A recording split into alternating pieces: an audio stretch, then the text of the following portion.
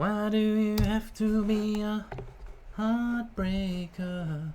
Is this a lesson that I never knew? Hello and welcome to the United Stand. It's here, the big one. Manchester United versus Celta Vigo Europa League semi-final. The path to the final. Can we do it? We have to do it. The night where, if you're like me, I am relaxed. I am confident. But anything can happen in football.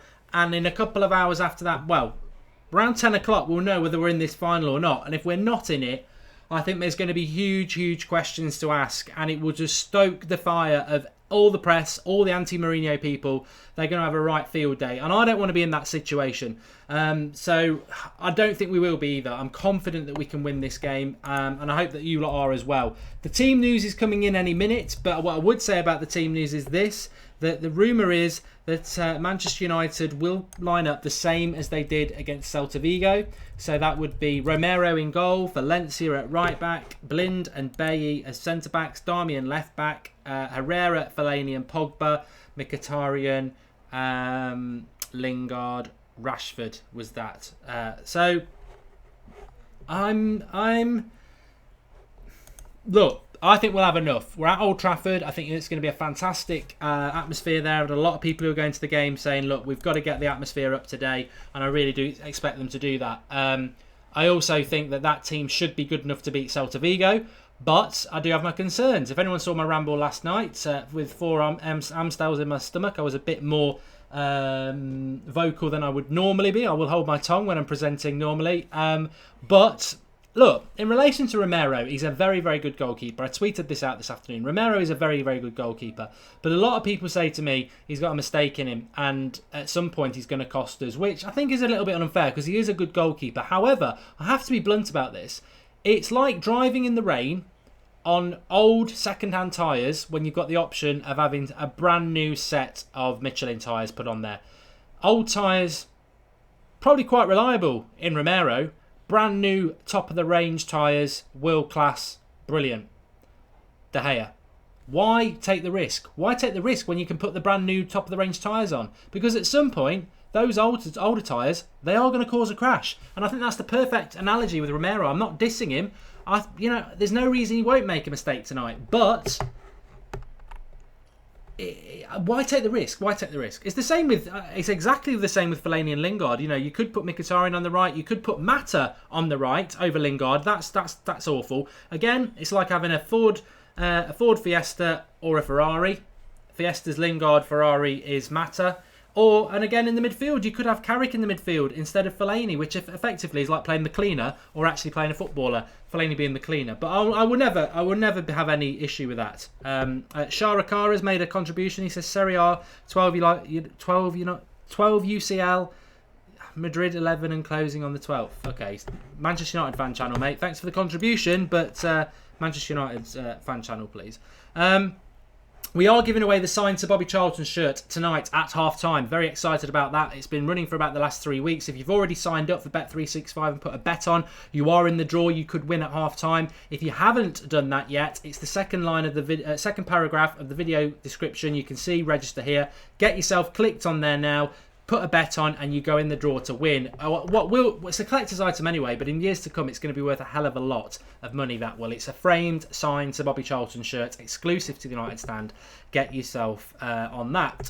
Thoughts on Rooney wanting to stay? Says don't watch this. We will pick up on that. That's no issues with that at all. That's fine. But we've got to wait for the team news first, which is imminent. I'm told. Oh, imminent. But I'm very confident that we're going to win this game today. I'm not concerned simply because I think football tends to be quite predictable in the sense that anything can happen and sometimes it'll upset the apple cart. But Manchester United, as poor as we've been at home this season against the lesser teams, we've not lost against anybody at home this season against the lesser teams. So I think we could draw today, but a draw won't put us out. It's not like Anderlecht where a high score draw put us out. A draw won't put us out today. So, I'd like to see quite an open game. I think Celta Vigo are going to come at us, and I think we need to hit them on the pace, on the break, on the pace. Which again, I don't understand why Fellaini is starting, other than maybe because he didn't play at the weekend. But it's a car crash. Look, we've got to get through the game tonight. If we get through the game tonight, I think there's a big discussion to be had about who we play in the final. Because if you play Fellaini in the final against Ajax, who move the ball quick, I struggle really hard to find a reason why you would do it. Why the obsession with him? And I think as well, I would also chuck in Lingard. I tried to find a reason because I love Jose Mourinho and I love Manchester United. So I tried to find a reason, and I struggle to see one, because we watch the games and they're not playing very well. And the problem, especially with Lingard, is his lack of physicality. The trouble with Fellaini is his lack of pace and control and passing. It's a hindrance. I heard somebody saying today that Celta Vigo will play high balls, so that's why he's playing Fellaini. They won't play high balls. They're not going to hit high balls because they're not that sort of team. They're a Spanish team that play football with a lot of small players. So I still think we'll win. We won last week with 10 players. I mean, Fellaini was awful last week. I think we can all agree with that, and we still won. So at home, I still think we'll win. I don't think it's going to make any difference at all. Sam sings on about, should we rest all our players if we win today? Look, that's the conversation for the preview tomorrow night. I don't generally have an issue if we do that, but it is an offer for the other day. What's the team news, Mark? Somebody said it is just coming out now. So it is the same. It is the same three. It is the same team from what I predicted from last week anyway. It's always a little bit late, but Damien Wilkes says it's Romero, Valencia, Darmian, Blind, Bailly, Herrera, Fellaini, Pogba, Lingard, Mkhitaryan, Rashford with the bench of De Gea, Smalling, Jones, Carrick, Mata, Rooney, Martial. So it's a very strong bench. Again, I look at that bench and see 5 players on the bench that should be starting. Should have enough. I'm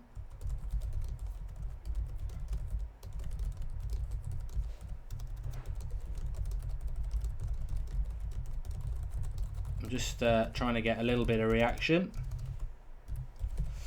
It's interesting. It is interesting that would be the team, but I'll wait for it from the official Manchester United page just to make sure. But it's what we expected. Why do they never put it out? I mean, that's something that infuriates me about the Europa League. To be honest, it's they're very good in the Premier League, but in the Europa League they're very slow. Celta Vigo and Lyon are kicking off at the same time. Sorry. Ajax and Lyon are kicking off at the same time as us. So that is something we can keep an eye on. But Ajax 4-1 up. Anything can happen. So, but I'd fully expect them to go through. Nicholas, there's not been a 40 quid donation. It's Devi Sani has made a contribution. Thank you very much for that. Make sure you leave a question if you are going to contribute there. We certainly want to give you a shout out. It's not 40 quid though, it's whatever currency that is for that country. The remaining Premier League games are going to be a drag, says Jay. I was thinking that today, I wouldn't necessarily disagree with that. It is a little bit but if you play some of the kids, it'll be interesting. Gungshi says, surely a midfield of Herrera, Pogba and Mata would be better than anything, including Fellaini. Yeah, I agree. I mean, that was my team. That was the team I wanted to play. Martial on the left, Lingard, Rashford, Pogba, Herrera, Mata. What a team that is. That's a team to get excited about. And I even put token Lingard in there in the hope that it could happen. But that isn't the team, by the way. That's the team I would have picked. Fellaini's in there with no Mata. And Mkhitaryan's in for Martial and Romero's in goal for De Gea. So I think it'll be enough. But look, I love Jose Mourinho. And it's not an hour. Cool guy. It is not an hour before in the Europa League. It comes out sooner, much sooner. It's an hour before in the Premier League, but not in the Europa League. It'll be out probably any minute. And it's a 8:05 kickoff, remember, so it's an hour and 10 minutes to kick off. But yeah, I love Jose Mourinho, but you never love him. You never love him totally because he's a manager that is very stubborn and set in his ways. And the one thing that always resonates with me about Fellaini is that he did say last August, I'm going to make the fans love Fellaini. And I said, you won't. It will never happen. Not because I know more than Jose, just that I know Fellaini better than he does, having seen him in a United shirt for the last 3 years. And he will never be, unless he's going to like put somebody else's head on his shoulders, he will never be able to turn him, a player, I think he's about 28 now, he's never going to turn that player into a proper player. So that is frustrating, but we should have enough. I would be disgusted if this was the team in the final, I must add. But then again, this is a semi-final. It's a massive game, so why shouldn't it be the team for the final? But I don't agree with it. And Ross, you're with me now. The team's not officially out, but I think it's the same as last week. Yeah, I've got it officially from the Manchester United Twitter account now. Oh yeah, so, it is. It's exactly the same as last week's team then. So what's your thoughts on that? I don't know. I know that sounds stupid. I'm here to give you an opinion, but I just don't know. I'm not sure if I would have played some of the other players. Probably Mata, I think, would have been my pick to get in that team, and probably Carrick. But I'd probably have left Martial on the bench. But like you said in the build-up, it's more than enough today. I think Pogba's the key player. We missed him against Arsenal, and he was fantastic in the first leg. Hopefully he'll have a fantastic second leg. But yeah, I just think that should have more than enough to beat Celta Vigo today. We don't want to be going for a draw. We don't want to be relying on this away goal.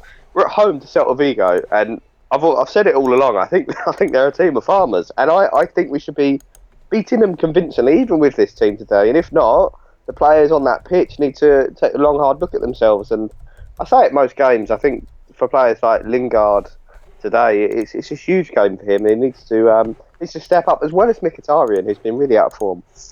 I mean, I have to read the comments and be a little bit even-handed with this. And reading a lot of the comments there is a lot of frustration based on, this isn't like a league game where, let's rest people for Spurs. This is, as Mourinho called it, our biggest game in years.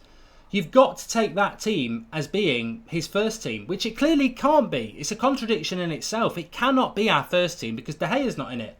I was saying before, look, you know what, Romero, I'm not gonna allow anyone to have a go at Romero and say he's a bad keeper. All I'm saying is, Romero's a good goalkeeper. De Gea's a world-class goalkeeper. Romero, as I said a few minutes ago, if you missed it, Romero is, you've got a car, it's chucking it down with rain outside. You've got tyres that you've had on your car for the last 6 months. You go out driving in them. They're good tyres. At some point, those tyres aren't going to be good and you're going to have a crash. Or you could choose to put the top of the range brand new Michelin tyres on.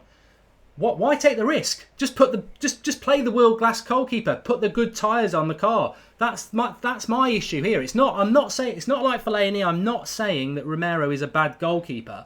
I'm just saying when you've got the choice of a better world class goalkeeper, why take the risk? But having said that, Ross, I've got to give it even handed. A lot of people today, I'm happy with Romero. He's a good goalkeeper. He won't let us down, which I do agree with. But why take the risk? Why play somebody who's not as good as somebody else? I don't understand that. Unless Jose knows something that we don't, I think that the biggest risk he's taken here is upsetting probably the best keeper in the world. Because if he's playing today, like you just said, you'd assume that Romero's going to play the final. If De Gea doesn't play in the final and we win it, I cannot see him staying here. I think that's a bit of disrespect to him, to be honest. So I know Romero's played all the way through and all that, but if he doesn't play in the final, he's gone. He will not stay if he's not playing in the big games. But do you know what it shows me, to be honest, is that Mourinho, if you work hard and if he has trust in you, I think regardless of ability, if you can strike up a good relationship with Jose in this Man United squad, he will play you. And I think he's got, a 9 out of them starting 11 are players that he just trusts and that he will play even if he probably had a better option, which I don't know if it's a good thing. I think it is for the motivation in the squad because you've got to work hard to get in it, but it can send out a bit of a negative message sometimes. Well, let me throw a few of the negatives. They're not necessarily my points, but I'm reading some of the comments here. Jones and Smalling straight back onto the bench. Where's the youth? Where's the people who helped us out this season?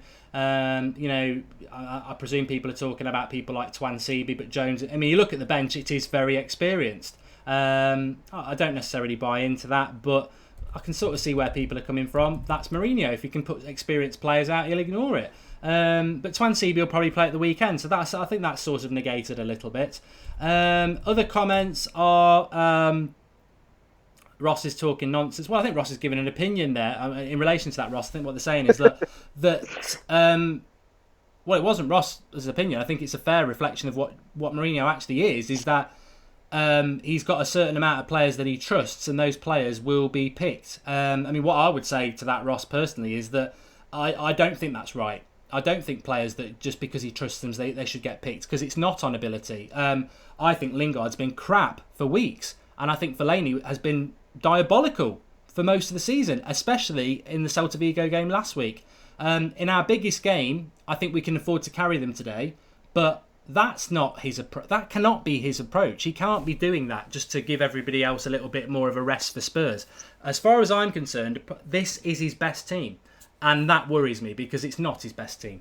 My midfield three would have been, especially in a home tie against the team that plays football, it should have been Herrera, Mata and Pogba. Herrera, Fellaini and Pogba makes no sense. And Lingard, I think he's just a very lucky man. He's had a massive contract. But the reality is, I don't care how much he gets paid. I think he's been shocking. Absolutely shocking. And what bothers me a little bit here is, and I think you've hit the nail on the head, this is about relationships he has with people in the club, not about abilities. Because, yeah, Martial's not been fantastic over the last season, but he's been quite good recently.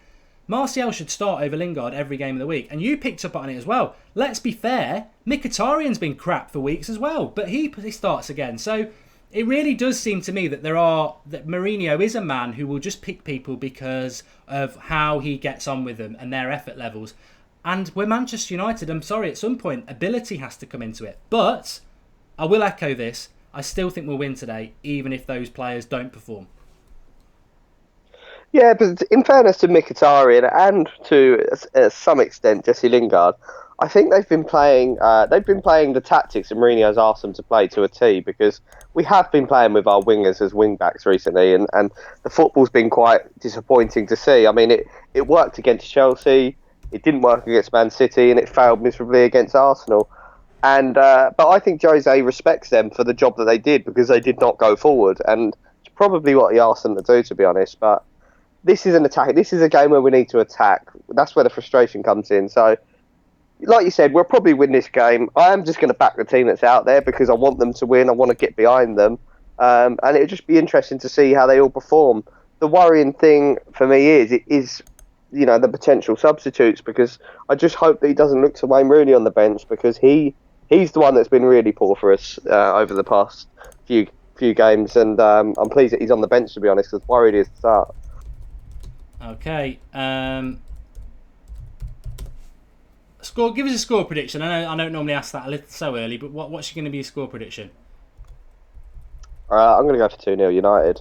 I don't think they'll score against us, to be honest. I think our back four, we haven't really spoke about it, but that is an absolutely solid back four.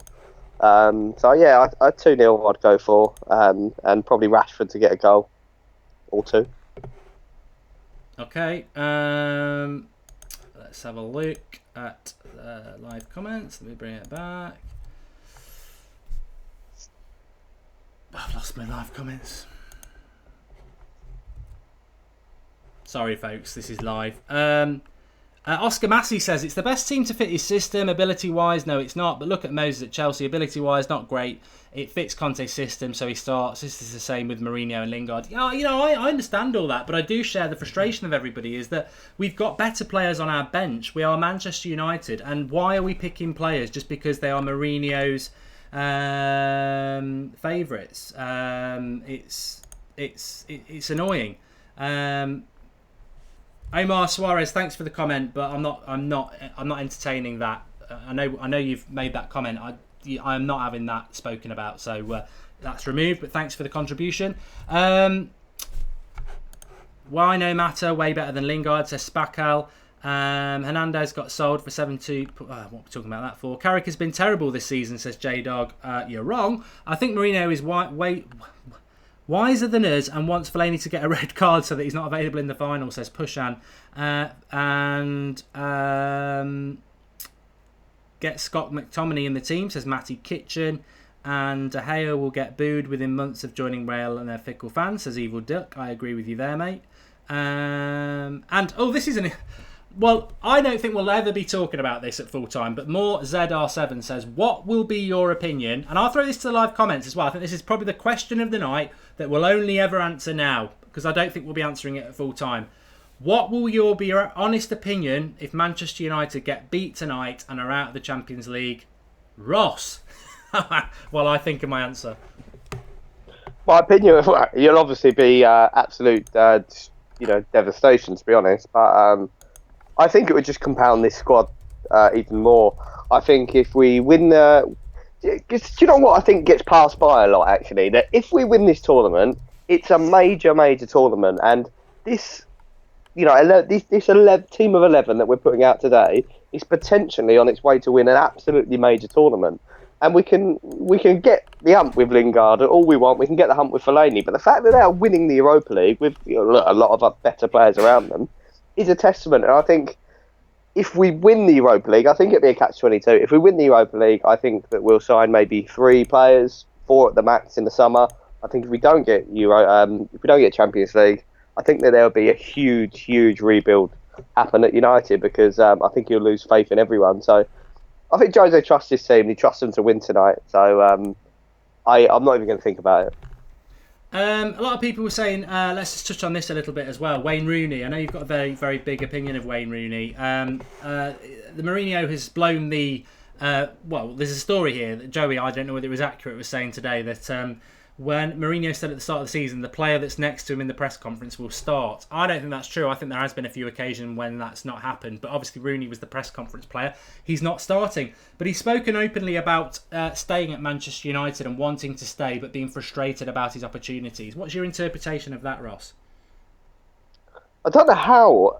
That really pisses me off, actually. I'm a lover of Wayne Rooney, but I don't know how you can say you're disappointed with your opportunities when every time you play, you're absolutely horrendous. And Mourinho has given him so many opportunities. He's always the guy he looks to bring on to change the game.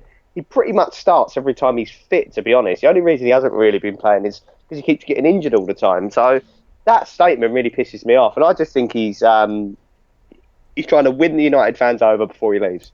Because it's the best way to leave. If you leave saying, I've had enough of the club, there will always be a little bit of animosity between the fans and the player. But I think if you actually show willing to stay and you get forced out by Mourinho, which is I think is what he's trying to start triggering, he might come across as a bit of a hero. But I see right through that. I think he's going.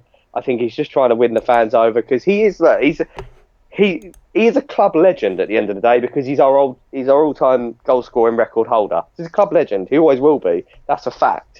Whether people think he's a legendary player is a different matter, but I think he's just trying to leave on very good terms as opposed to in a bit of animosity. Okay, few people on about what they feel will be an epic night for Manchester United. How are you feeling about the game, Ross? I was saying at the start that I'm very, very confident about it. I can't foresee us going out, and I know this confidence before a fall. I accept that, and anything can happen in football. I'll give you a scenario here: dodgy referee, flailing elbow from Fellaini in the first 5 minutes, down to 10 men. It can happen. I don't think that is going to happen. I think we've been poor at home at times this season, but I can't think of a time that we've lost at home this season unless I've just deleted it from my memory. Yeah, I think it would just be job done tonight, and that's not based on what Manchester United can do, because like you say, the team that's out, there's issues that can happen. Playing the elbow can happen, like you say, but I just don't think Celta Vigo are up to beating us at home. I really don't. So based on that, I just think that it should be quite a straightforward game. And if I was Mourinho again, I'd be hyping the players up, telling them that pretty much every fan in the UK and across Europe and across around the world is going to be watching this game tonight, whether you're a United fan or not, because we just draw in viewers and we draw in attention. Look, granted, 70% of them will be tuning in wanting United to lose, but that's Manchester United, and that's what we bring. People want us to lose, but they still watch us. So I think that will spur the players on a little bit more, if they do need a little bit of extra motivation. Yeah, I'd agree with that. Let's have a look at some other stuff going on. Back to my channel. Sorry, YouTube's playing up a little bit tonight, but sorry about that.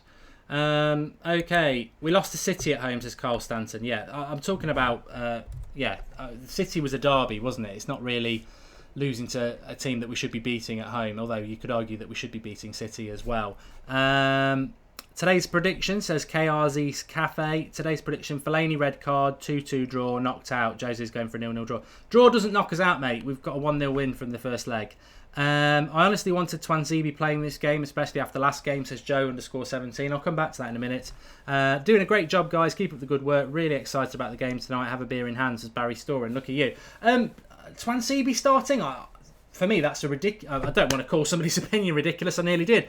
But that's jumping the gun a little bit. He played very well in a reserve-ish side on Sunday. This is a big, big game. Let's not run before we can walk with Twanzebe. It's little steps. I mean, to be honest with you, with Mourinho as manager, we should just hope that he gets another opportunity. So it was great that he started on Sunday. I never expected or thought he should be starting tonight, Ross.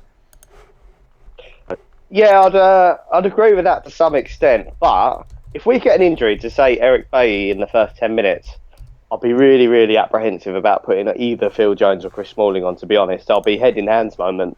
So I'd rather actually put Twanzebe on than any of them, based on how confident and powerful he was and switched on, because he's probably played more games in the reserves over the past sort of 2-3 months than games that Smalling and Jones have played. So he's probably a lot more match fit than them guys. So I'd have had him on the bench because, yeah, the sight of seeing Phil Jones or Chris Smalling come on today it would break my heart, to be honest, because they were crap against Arsenal, to be honest. Lingard and Fellaini, one of them should have been Mata, says Bishwash. I do agree with you, mate. I really do.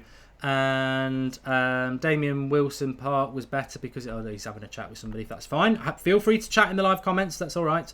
Vince Chapman, I only like watching Pogba, Rashford and Valencia. We need a big rebuild. It's a fair point. I mean, I do look at that team and there are a few players in it that just don't excite me. I'll come back to that in a minute, though. That's a good point. Right, okay, I've got to plug this because it's the last night. It's the last chance. Half time today, we're giving away the collector's item, exclusive United Stand. It's not a United Stand frame, but it's exclusive through the United Stand. A framed, signed Sir Bobby Charlton retro Manchester United shirt from his era, signed by Sir Bobby Charlton. It's going to be given away at half time. All you need to do is go to the link in the video description, second paragraph, click that link and it will take you through to a page that should now appear on mine, Bet365. Sign yourself up. You've got to put a bet on to go in the draw. So if you go, once you've signed yourself up, it'll only take you a minute or two. Go to soccer and don't mess me about. I hate it when it does this. So go to soccer, Thursday matches, Manchester United versus Celta Vigo. Just put a bet on. I would go Manchester United to win outright at 1.57. I think that's well worth it. I also think that both teams to score at double your money is worth a bet. 2.10, tenner wins you 21 quid. But my goal scorer's bet, there has to be that, would be Marcus Rashford.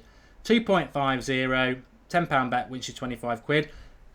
Sign up in the video description, second paragraph, get yourself signed up. You go in the draw. You've got to get it done before half-time because half-time we're going to announce the winner. Fantastic prize. Get yourself signed up. Remember, gamble responsibly. I think you've got to be 18. It's not available in all countries for some reason. I think in America it's a little bit different, but in a lot of countries it is. So get you signed up, self-signed up, and at half-time we'll be announcing that. Have you had a dabble today, Ross, or are you fancying anything? I have, yeah. I've stupidly put money on Paul Pogba to score today, and I've been doing that for quite a lot recently in games that he plays. But he hasn't been pulling through for me. So tonight, I'm hoping the world is watching. Pogba's going to pull through, and he'll get a goal. Okay. What is the what were we talking about before?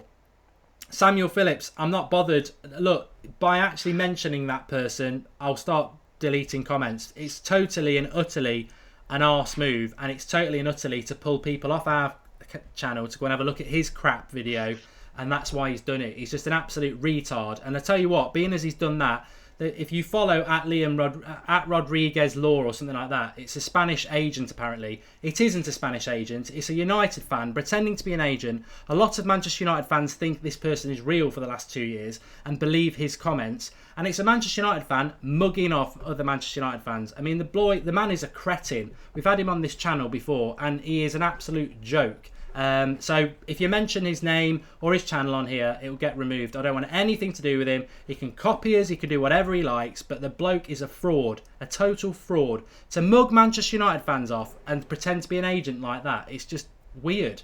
Absolutely weird. So I don't want him mentioning. He can copy anything, but he will never be the United Stand. He will never be me. He will never be Ross, and he will never have a great community like we've got there. A weird bloke who he seems to have an obsession with attacking Manchester United content, mugging off the fans.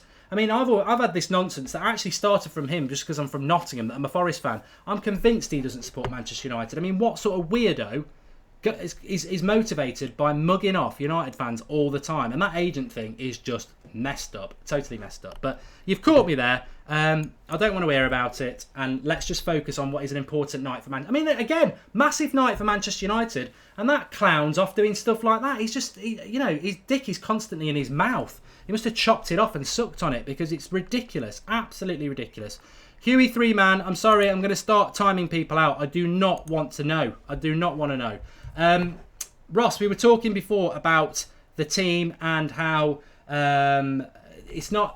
Are you excited by this team? I mean, we're not going to moan about the team because we want it to win, but in a general sense, have we got the players to excite you? Because the summer's obviously going to be very big. But I look at that team, I think Darmian's playing really well at the moment, but long term, he's not a left back that excites me. Valencia does, Bailly does. I think Blind does a steady job. Obviously, De Gea excites me in goal. Herrera excites me. Pogba does. Rashford does. I think Mkhitaryan's got the potential to do it. But when I look at that 11 today, if that Mourinho's is his strongest time, and I refuse to accept that Romero is, I think De Gea would be in goal if he wasn't about to leave in the summer. But the Darmian position, the Fellaini position, and the Lingard position, they're the three positions that I really, really hope that we change in the summer. I think, to be honest, mate, watching United any time, I always get a little bit excited. The only time I haven't been is in the recent Premier League games, because they are just nothing to us now, and it's depressing to watch. But do you know what? Another bet of mine would be Jesse Lingard to score tonight, because he has been getting a lot of stick recently, and some of it is probably deserved. But every time he's at his absolute maximum of getting stick, he always turns around and kind of silence the haters a little bit with a goal. I mean, it won't silence everyone, and rightly so, because I think you need to do a little bit more than score one goal in the odd game. But especially in big games, Jesse Lingard always gets a clear-cut opportunity in every game. And I think the major criticism of recently is he just hasn't been putting them away, along with other players. But the team excites me. I absolutely love watching Paul Pogba. I think he's the best midfielder in the Premier League. I think what he does is just fascinating to watch. And if we can just get him linking with Rashford, with balls over the top, because Celta Vigo do play a high line, I don't think none of the other players matter to me, to be honest, because I think that is Pogba and Rashford with a solid back four is all we need to destroy this team. Obviously, Herrera contributing as well. Yeah, I'm very happy with the way that we've progressed. I mean, this is... You can flip it around the other way, can't you, really? Because you could just say that Manchester United are... it's not been the greatest of seasons, I suppose, in relation to the league. I agree with that. But in relation to where we actually are, regardless of what you think about Manchester United's season, and I was talking to somebody about... I was doing a preview, actually, for a Spurs channel about an hour ago before we came on air, and they really wanted to know what... they wanted a bit of insight into our season. And I said, look, there are issues at Manchester United. Of course there are. But the reality is, Ninja Nun Gaming... I'm sorry, I just don't want to see that word on the live comments. So wind your neck in if you're doing it, because if you're doing it for a laugh, I'll just block you as well. We're talking about a Manchester United game, and he's a dickhead. So let's talk Manchester United in the biggest game we've got. So the season. When I look at the Premier League, we're never going to win the league, and I think Spurs deserve to be above us. But third place for me, Ross, I think we should have got third place. And the reason we're not going to get third place, forget top four, we should have got third place, is the amount of points we've dropped at home. In the Europa League, we're in the semi-final. In the League Cup, we won it. In the FA Cup, we got knocked out by a dodgy ref. So, despite people going, Martial's not good enough, and I know that's not everybody, or Fellaini's crap like me, or Lingard's been really disappointing, or Carrick's finished, Rooney's rubbish. Whatever the criticisms we've collectively had, because we are a collective community, and come one, come all, and we're not all here to agree with each other, but we all are united by one thing, that we're passionate about Manchester United. So whatever our individual opinions are, and everybody will have an individual opinion, the reality is that they've not really hindered us. Even as much as I'm obsessed by, some might say, I can't understand how Fellaini gets picked for Manchester United. Actually, it's not his fault we're not in the top four, because the amount of points we've dropped at home runs into double figures. The referee in the FA Cup knocked us out. We're still in the Europa League and we won the League Cup. So despite these, and I think there are issues, we've still done very, very well and blown the top four ourselves through not finishing. Yeah, but my season review, obviously everything depends on this. This is our season. We've got 2 games now left. It's this game and hopefully the final. But I think if we win the Europa League, I think you can call... It makes me laugh, just to backtrack, it makes me laugh that Tottenham fans, and they do look at us this season as a complete failure. Yet, again, we haven't bottled the league. We were never in it, really. Third place was all we could have hoped for. And yet we haven't done that because Mourinho's concentrated on other things. But I think rightly so, looking at it. And if we win the Europa League and we've won the Carling Cup, I think you could say that we are the second most successful team in England this year, because what do you get out coming second, apart from a pat on the back and, let's try and do it next year? Nobody cares, and nobody will ever remember Tottenham finishing second this year. If we win the Europa League, I will remember it for the rest of my life, because it'll be the first time we've ever won it. And it's been a frustrating season, but you just know that United we're going to develop into next year. We're going to sign players. I think the development in Rashford's been phenomenal. I think we'll have a better Rashford next season. Hopefully Martial turns it around. So it's only up for us. I look at the other teams like the Tottenhams and I think, who are they going to sign in the summer? And a lot of their squad and their team are based around not getting injured. So I think I'm happy. I'm a happy United fan, put it that way. And if we win the Europa League, I'll be the happiest that I've been since Fergie left. Well, I am the happiest I've been since Fergie left anyway. Yeah, I think there's a good point here from James Arnold saying the whole team is to blame, and I quite like that. I mean, collectively, we've it was the great question that I never answered that Ross did. Look, what if? And I didn't read many people commenting either, so we all bottled it together. What's your honest opinion if Manchester United get knocked out tonight? And I do actually think that it won't happen. I'm convinced it won't happen. So much so that if it did happen, it will catch me by shock, and it'll probably be the biggest rant I've done since the Van Gaal days. Because but there is a big but to that. For those who remember, and I'm pretty sure that on the United stand we don't have anybody here who is a fair weather fan who's only started supporting us. And why would you start supporting us in the last couple of years, really? Unless you're 2. I remember that day, Ross, that night when we got knocked out under Sir Alex, and the dodgy referee and the nanny red card that wasn't a red card. That sort of knocking out would be pure. That is the one we don't want. That is the one we don't want to happen, because rivals love it. We will be just crying injustice, because it will be, and we'll be on the floor.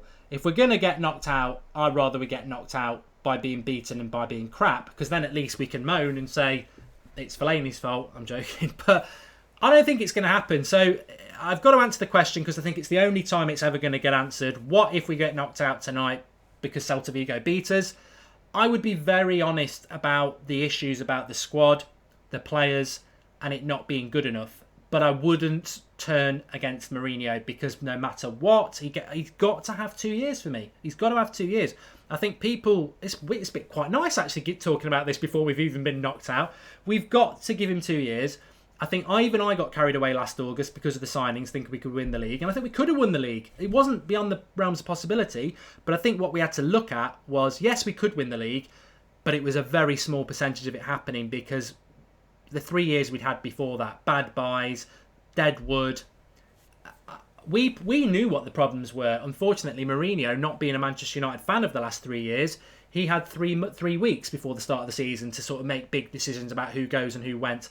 And to be honest, I would have got rid of Rojo last year, and that would have been a mistake. I also would have got rid of Phil Jones and Fellaini. That would have been correct. But I think Mourinho's had a season now, and I'm not saying in a year's time we might be in the same position, and then there is a serious discussion to be had, Ross. But for now, no matter what happens tonight, I wouldn't be going against Mourinho for another year. I think he needs to have 2 years, and I do trust him to be one of the best managers in the world. But if we get knocked out tonight, then there will be a lot of bad feeling towards him and the players, of which he just has to take it on the chin. It doesn't mean he has to be sacked. No, I remember when we got knocked out to, I think it was Athletic Bilbao in the Europa League. It was under Fergie, I think. And we were beaten that night by a better team. And like you say, I'll take one of them tonight, because if it happens, I will be shocked beyond belief. But even with a ridiculous refereeing decision like the Nanny red card, whatever, against Celta Vigo, we should still be beating them. There is absolutely no excuses. There is an excuse in the world as to why we should be knocked out tonight. So I'm positive. I think we're going to win. And as you said, yeah, if we lose, regardless, Mourinho gets 2 seasons for me. And he'll get the summer. Yeah, it'd be awful trying to rebuild bases in around Europa League football again. But we proved everyone wrong last year. We'd do it again this year. And you know what? I think it would take a bit of a dick, to be honest, to come into a team and just start sacking people when you haven't even actually, they haven't managed underneath you. Because he could have got rid of Herrera based on how he was playing under Van Gaal or his lack of games, but he hasn't. He's given everyone a fair chance. He's got rid of quite a lot of the deadwood. I think some of it was a bit too soon, but this season I'd have been calling for Schneidel in Memphis and Schweinsteiger out anyway, regardless. So he's just got that in early. And this is the summer for me, where Mourinho's career at United will hang in the balance, and that's regardless if we win Europa League or not. The signings have to be right, and if they are, then we're back. And if they're not, and if he sticks with Ashley Young, if he sticks with Jesse Lingard, we'll be Manchester United competing for 4th again. So regardless, what a summer we're going to have. And you can watch it all on the United stand. Good plug there. Somebody just said there, you should go past 85,000 subscribers tonight, which is absolutely massive, which is something I genuinely don't look at, and I hadn't realised until somebody said it. We are very close. I'm sure we probably will go past it, which is absolutely fantastic. I've just got to read some super chats out because I sometimes miss them because we're in the middle of conversation. Are they super chats? No, they're not. Sorry, I was about to read. Let's have a look. Here we go. Okay, so Divya Sawney says Martial and Rashford up front will trouble most teams. I don't think that will happen, Dive, unfortunately. But it would be nice to see it. Danish says De Gea, Carrick, Martial in, Fellaini, Romero, Lingard out, but in Mourinho we trust. I think I couldn't put that any better. I would make change to this team, but in Mourinho we trust. Thanks for those contributions from Danish and Divi. Omar Suarez, are Dortmund players flops outside of Dortmund? Thanks. Thanks for the contribution as well. And yeah, it's a good point. I'm trying to think of any Dortmund players that have left Dortmund and done well. I think Aubameyang would. Gundogan's not done particularly well at City, but that's obviously injury. Kagawa we've had, Mkhitaryan we've had.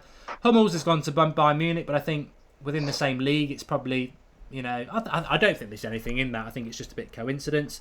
Yen L says, you think United targets supporting United tonight? I think Antoine Griezmann will be supporting us tonight because he wants Champions League football. And Shari Kari says, De Gea wants to go and win the Champions League, not Europa. Answer this. Well, that may well be right. I think you try and make contributions and you sort of ridicule yourself, really, pal, because you obviously don't like Manchester United, but you don't realise that we are quite critical of United when things aren't going well. So, yeah, you think he's staying anyway, don't you, Ross? I do, but I think, I do. I'm not going to backtrack on that. I really do. I think if we win Europa League, you'd be a fool to go because that he wants Champions League football, and he'll get it.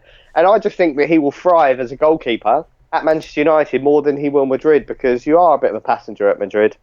And do you know what? They failed to sign him once. And I think, for me, if I was De Gea, I'd see that as disrespectful, because you basically tried to force the move, and they didn't move quick enough. And I just think that there's obviously some hostility there between Woodward and Perez, and I just don't think Woodward would let Perez have him that easily, and I don't think Perez would let Woodward, stick about with him all summer. So I think that Madrid would just get the ump and go somewhere else. I can't see them having another long drawn out transfer battle with Manchester United over a player.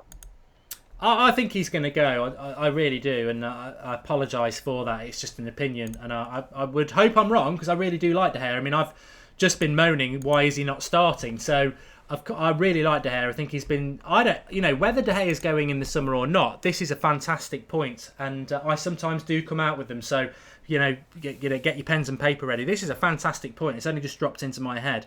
I think Ross, you were sort of hinting about this, that maybe De Gea may not play in the final as sort of a punishment thing from Mourinho, that I'm going to play Romero because you're off to Real Madrid. Which, I imagine some of you at home would be like, yeah, I sort of back Mourinho for that. It's just dropped into my head that I was just about to say what a fantastic servant he's been to the club. I think it's a disgrace if that is true. If he does not play in the Europa League final and he is sold in the summer, I won't be Mourinho out. I'm never going to be like that. But I will be disgusted, because he has been a fantastic servant to our club in our whole time. He's been Player of the Year 3 years in a row. If he's going in the summer, he's going because he wants to go back to Spain. And I don't like that. But it's not even comparable to Ronaldo, and I love Ronaldo. Ronaldo forced his move to Real Madrid, and he was going no matter what. De Gea has been very respectful both times, the fax machine time and this time. He's been very, very professional. He's been a fantastic goalkeeper for us. And you know what? It's just dropped into my head. That is nonsense. He whether he's going or not, he has to play in the Europa League final because he is better than Romero. And if he's going or not, he deserves to play in the final. He's been a fantastic servant. That would be really, really wrong, I feel. Yeah, I can't really add anything to that. I'd agree. I just worry a little bit. I mean, Romero's got a lot of fans at our club. I think a lot of United fans are fans of Romero, and I am too. But yeah, I am as well. Yeah. He's not a United number one for me, and I do worry that Mourinho is kind of doing a bit of a power switch between Romero and De Gea, knowing that De Gea is going. And it really would. I think that there's more chance of Romero playing the final than De Gea for me, based on the way Mourinho's been doing it this season. Which, yeah, for me, I know I've been saying that he is going to stay, but if he doesn't play the final, he's gone, as far as I'm concerned, because I wouldn't stay. If I was the number one keeper, not only for the club, but one of, out of 2 or 3 in the world, and I'm not playing in a Europa League final, to be honest, I'd be even a little bit pissed off that I'm not playing in the Europa League semi-final. That would wind me up. So, yeah, but I don't know. I don't know if there's... Mourinho must know something that we don't, and I think he must know that he's going. Yeah, to be honest with you, as an early heads up, because I do expect to be in the final, not being arrogant, I do expect to be in the final. I think that there's a very good chance. I think this will be the team for the final. Which, I'm sorry, against Ajax. If you're Ajax, you'll be feeling a lot more confident. I still think we can beat Ajax with this team, but I think we can definitely beat them with Mata in a midfield 3, Martial on the left, Rashford, Mkhitaryan on the right, and De Gea in goal. It's a better team. But that's a chat for another day. But I wouldn't be surprised if this is the team for the final, because if he's not changing it tonight, why would he change it for the final, Ross?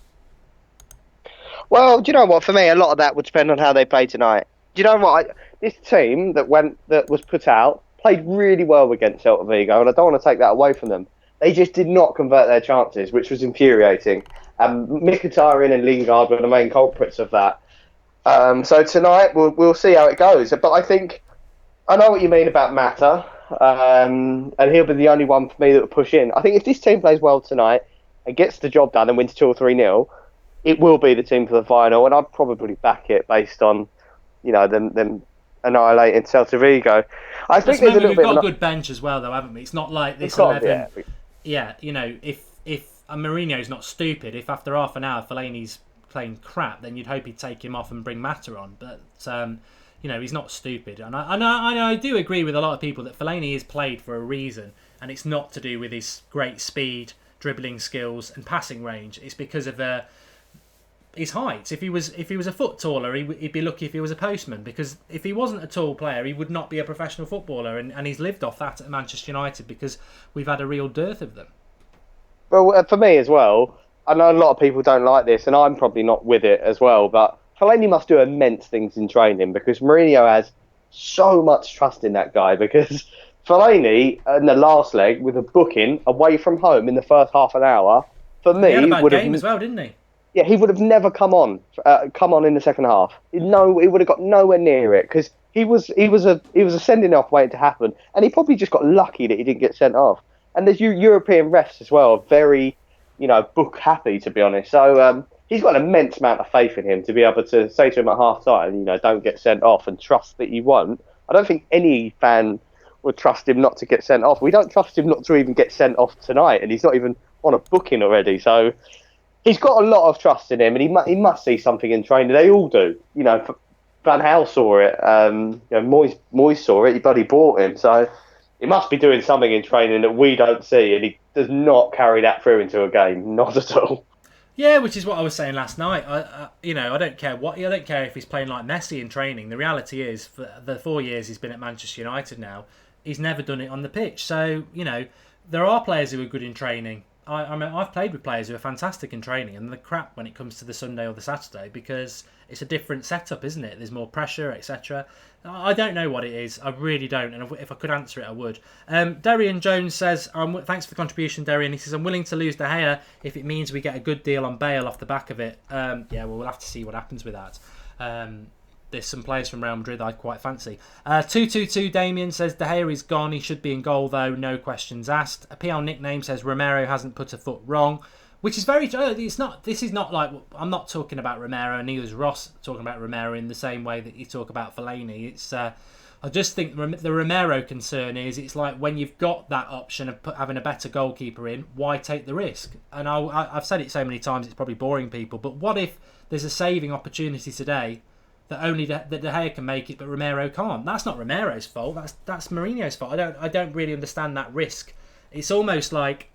Well, let's be blunt. Lingard, Fellaini and Romero in our team today, there are 3 better players that could play in those positions. So actually, it's a bit cocky, isn't it? It's a bit cocky, because it's like being a prize boxer and tying one arm behind your back, because you could just have 2 hands, but you're so confident or stupid that you're going to throw one arm.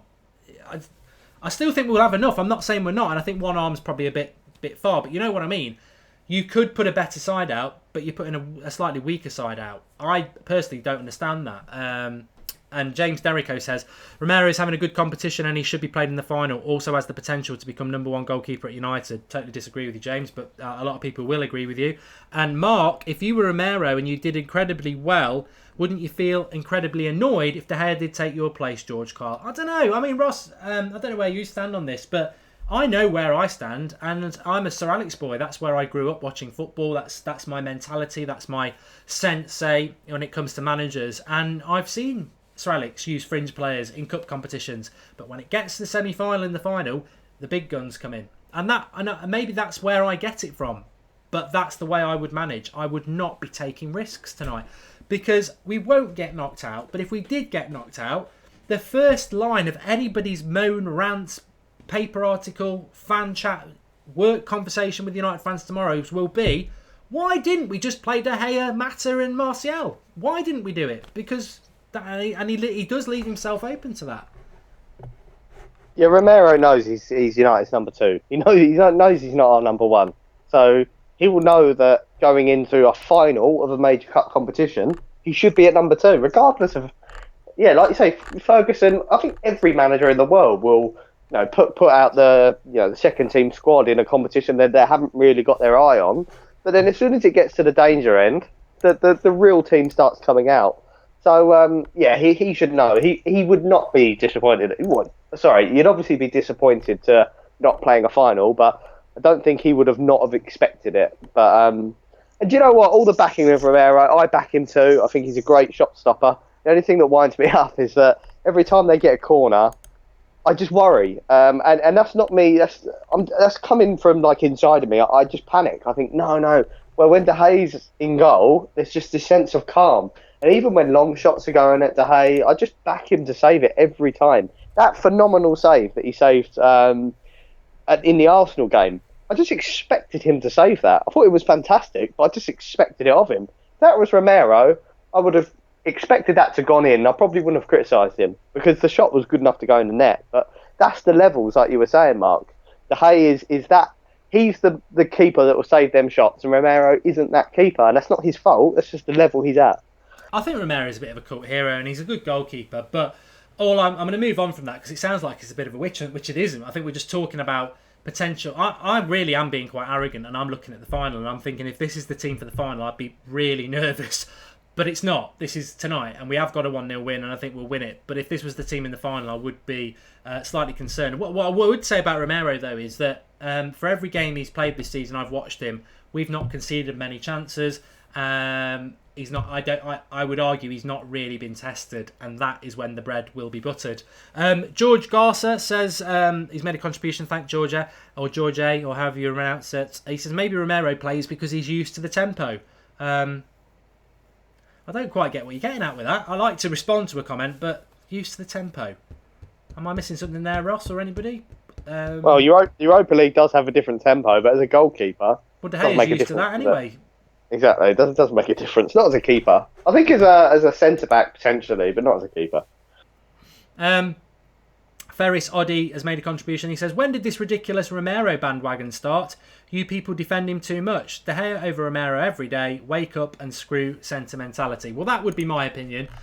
But everyone's entitled to an opinion. And I just, to be fair, we have a United Stand Select direct message group on Twitter. There's me, Alex, Ross, Paul, Ad Marcus, and Joey, the Canadian. American, he'll kill me. And Paul has no issue with Romero starting. So, you're not in a minority. You're not wrong to think that. I think I don't have a problem with Romero starting. I'm a sort of person I will wear my best pair of shoes to a wedding. I won't wear my half decent shoes to a wedding. I will. If there's something better that I've got in my wardrobe, I'll wear the best. I'm not going to wear the nearly new. I can't give a better analogy than that. But some people, everybody's different. That's what it's all about. That's definitely what the United Stand's all about. Yeah. And to be honest, somebody just said there, why are we spending so much time talking about Romero, who probably won't have much to do tonight and do really well? We should be talking about Lingard, who's been poor, and Fellaini, who's an accident waiting to happen. Well, we've done that more than enough, haven't we? We're very close to the game anyway. Are you going to be on at half time, Ross? Yeah, mate, I'll be about half time.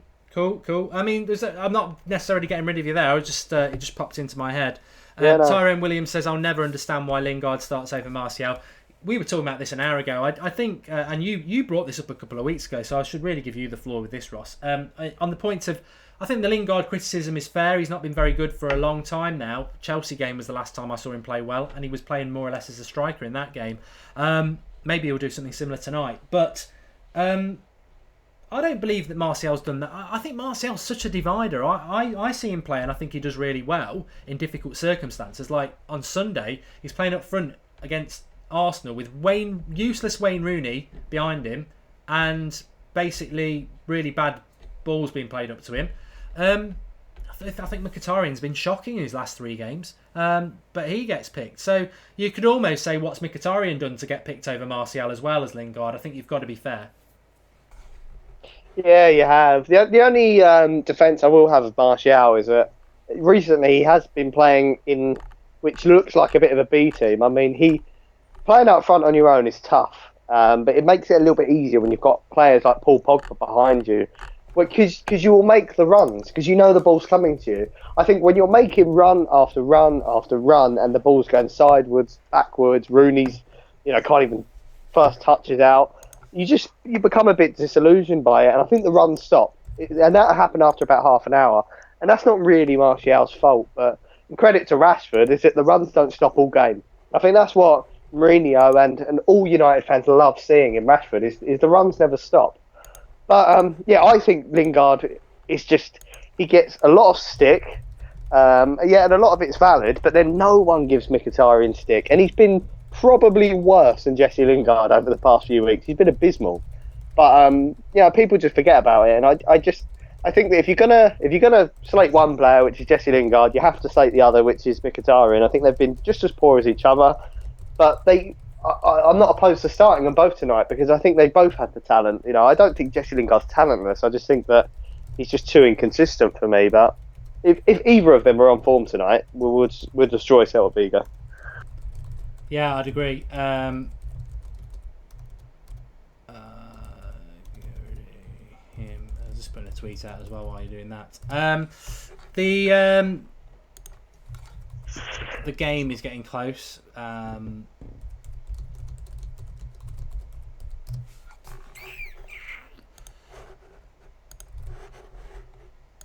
Sorry, I'm getting a bit of issues with my computer here. Mkhitaryan has been picked over Martial because of European experience, but I think Martial should start. This is Callum Smith. Score prediction. Ross, you went 2-0, didn't you?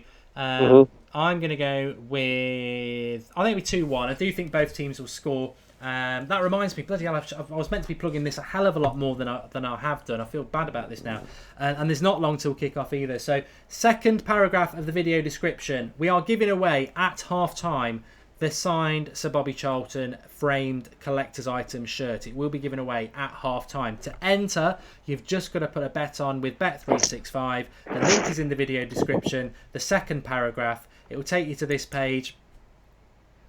Come on, load up. It'll take you to this page where you need to sign up. Once you've signed up, you need to go to English and you need to go down here to soccer and you need to go to Thursday matches. Manchester United versus Celta. Oh, you don't. Any bet you put on gets you in the draw, to be fair. But my tips are they're all there. Manchester United full-time result has gone up to 1.6. It's always interesting, Ross, isn't it? Because some of them go up, some of them go down. So based probably on our team selection, it's gone up a little bit. So you can get a bit more value on Manchester United to win. £10 bet will win you £16.10 back. I also went both teams to score, which is still at 2.10. So £10 bet gets you £21 back. And then my goal scorer bet, I wonder if that's gone up as well. No, it's still 2.50. Marcus Rashford to score at any time, 2.50. But Ross did fancy Pogba, which is 3.60. £10 bet would get you 36 back. Or if you went Rashford, £10 bet would get you £25 back. So get yourself signed up. We will be announcing that winner at half time. And whoever it is going to be very, very lucky. I've got a funny feeling the winner might be someone called Mark Goldbridge. No, it won't. I can't win it, and I won't be winning it, and that's not how it's going to work. So one of you lot will win it. Get yourself signed up. Paragraph 2, video description. If you do fancy a bet, get it on. You'll go in the draw, and it's there for you to be won. And good luck. I think it's the best prize we've ever given away. John Carlos, I feel like Fellaini is our personal troll. I will say this, and I don't really want to talk about him again, but I'm sure we will be talking about him again during the game, hopefully for good reasons. I do think he's a Jonah. I think since he's been at the club, we've struggled. Although we have won an FA Cup and a League Cup, I think in the league we've struggled. We've scraped top 4 once in 4 years. I mean, that is the dreadful stat that nobody really mentions, Ross, is that actually in the last 4 years we've been in the top 4 once. Because we're not going to be in the top 4 this year. We weren't last year. We were the year before that. And with Moyes, we weren't. So 3 years out of 4, we've not been in the top 4, which is ridiculous. And Fellaini is pretty much the reason for that for me. I think he's a bad footballer and he's also a bad luck charm. But that's my personal thing. What do you think about that, Ross? Yeah, I'd agree. I think the best thing...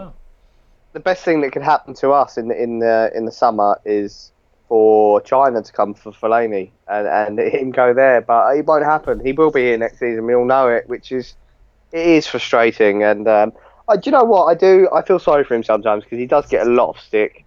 Sometimes he's played out of position, but I don't think that's his fault. But at the same time, he isn't performing for us, but the manager needs to take some stick for this. I think Mourinho, as much as we all love him, he's been playing in too much. So did Van Gaal, so did Moyes, and I agree with that. I think Mourinho's got to find out. look, Fellaini's not the reason Van Gaal got sacked, not by a long shot, but he kept playing him, and the fans got annoyed with it. And Mourinho's done it this season. We will forgive him for it, but again, next season, I think if he continues to play Fellaini in massive games, like if we're playing Champions League quarterfinals, pray to God we do, and he starts playing Fellaini, I think the backlash will be 10 times worse, and he needs to realise that over the summer. And that's where I think the backing of Mourinho comes in, because I do back him to realise that. I back him to realise that there's better midfielders in the world than Marouane Fellaini. I agree. I think he will get away with it this season, but I did say it around Christmas time, straight after the Everton game where he brought him on and lost us 2 points. I did obviously moan about Fellaini, but I said, look, he's been doing this for years. It's no surprise to United fans. He's not good enough, and he never will be good enough. It's Mourinho's fault for bringing him on, and he's continued to do it. And I think this season he'll get away with it. But I said it at Christmas, just before Christmas after the Everton game, if he continues with this Fellaini obsession, it will get him the sack. And if he's still doing it next year, we will be battling for top 4. I'm sorry that people want me, probably don't want me to be talking about next season right now. But if he keeps getting picked the way he gets picked, we will never win the Premier League. And I will bet that with anybody. He can be a squad player on the bench who comes on for the last 10 minutes as a number 10 and be very effective. But being picked in your midfield, we will never win the Premier League with him consistently being picked in our midfield. We just won't do it. And I'd argue that with anybody. You can get Jose to come on himself, and I'll put him in his place, because it will never ever happen. But some United fans think that'll get sorted this summer. They said that last summer. I think he will be here next year. I think Mourinho is desperate to give him a longer contract than the year he's just given him. But we will never win the Premier League, and we would certainly never win the Champions League with him. He'll just get bypassed. I just hope we can win the Europa League with him, because it would be very frustrating if at the end of the season we're sat here going, we could have done it, but this obsession has cost us. I think he's the biggest problem in the United squad. But it's time to be positive. I just want to add quick. I've just been watching a Rashford kind of highlights reel on BT Sport, which is fantastic to watch. I mean, what a player we have there, and what a night for him tonight, because he, at home at Old Trafford, the world is watching him, and we've all sat there at home on a Tuesday, Wednesday night and watching Mbappe tear it up for Monaco. But it's Rashford tonight, so I'm so excited to see him tonight. Yeah, well, we've sort of quite rightly been talking about what a lot of people want to talk about on the live comments, but in a very positive way. We've not really spoken about Marcus Rashford, and we've not really spoken about Paul Pogba, who I think it's a compliment to them in the sense that we just trust them and know and expect big performances from them tonight. And it's like we don't really need to talk about it because we're expecting it. And I think that's right, Ross. I really expect them both. Like last week, I mean, Fellaini played badly last week, and so did Lingard. But Pogba and Rashford were so good, we didn't need them. We could carry them. And I expect them to play well tonight. And I really hope that Mkhitaryan plays well, because he has the ability to be one of our top players. He's just gone off the boil a bit lately, but he's a fantastic talent as well. Yeah, massively. And that is, like you say, you don't need to talk about Rashford anymore, because he's United's best striker. And I'd include Zlatan into that now. If Zlatan was fit tonight, I'd still be looking to play Rashford, because he's not only just nailed this, he used to just have pace, but now he's got strength, he's creating chances, he's being the absolute perfect number 9 for United, and he's still got a lot to learn. But wow, for the first time, at first I thought he was a bit of a breakout player, and he got a little bit lucky with stuff, but I'm actually starting to come around to the fact that he is going to be a superstar in the future. So tonight's huge for him, and Pogba. Yeah, I'd agree. Well, thanks for coming on, Ross. You're going to come on at half time, aren't you? Make sure you give us your tweet out of your... Give us your shout out for your Twitter. Yeah, it has a 90. Cheers, Mark. I'll speak to you at half time. All right, pal. I'll speak to you soon. Hopefully, cheers, mate. With 11 players still on the pitch and a good result. Marcus will be joining me for the game. A few people have been asking me about that, but we're approaching one of my favourite points of the show. But I just need to read the super chat comment out from Danish. He says, Danish Shastri, he says, I don't like Fellaini as well, but we shouldn't go as far as blaming him for our misfortune. The guy's been played out of position, and he's played better than many United players, statistically speaking. Well, you know what I think about stats, but you're right. He doesn't choose to get picked, he gets picked. And he's not a midfielder for me. But it's interesting, Celta Vigo are not playing that, I forget his name, begins with a B, Banongonda or someone like that. I think he's one of their most exciting players, but he didn't play in the first leg and he's not playing in this second leg as well. So I think that in a way that's quite a positive, I would say. Benjamin has picked up on it very early, watching from Stavanger, Norway, the oil capital. Well, Benjamin, you got a shout out because you picked up on it early. I'm sure a lot of the irregulars are ready for what is about to happen. Let us know where you're watching from and what time it is, and we'll give you a shout out. It's my favourite part of the watch along. I love to know where you all are getting involved with, and just think, wherever you are part of that live community, or whether you're listening and reading or whatever, you're all collectively on the United stand, Manchester United fans in the majority. I know some of you won't be, but collectively we are all watching this together as one community, a massive game. I think it's absolutely fantastic that you're about to hear where some people are watching from. So Jack Strand's in Philadelphia. It normally starts whizzing a bit quicker than that. People can't be arsed tonight, I don't think. Jurgen Krapp's in Manchester. Luis Weber is in Miami. BYHD is in Scotland. John Bailey's in Orlando, Florida. It's 2:55. Jake is in Malta. Manchester, Tony Martial, probably from the bench. Cape Town, South Africa for viral news. India, it's speeding up again now. Venice, Norfolk, Yorkshire, Northern Ireland, Norway, Hungary, Baltimore, Northern Ireland, Philippines, Barbados, Duisburg, Germany, got that totally wrong. Newcastle, Cape Town again, Kazakhstan. Mark's Peppa Pig Scooter,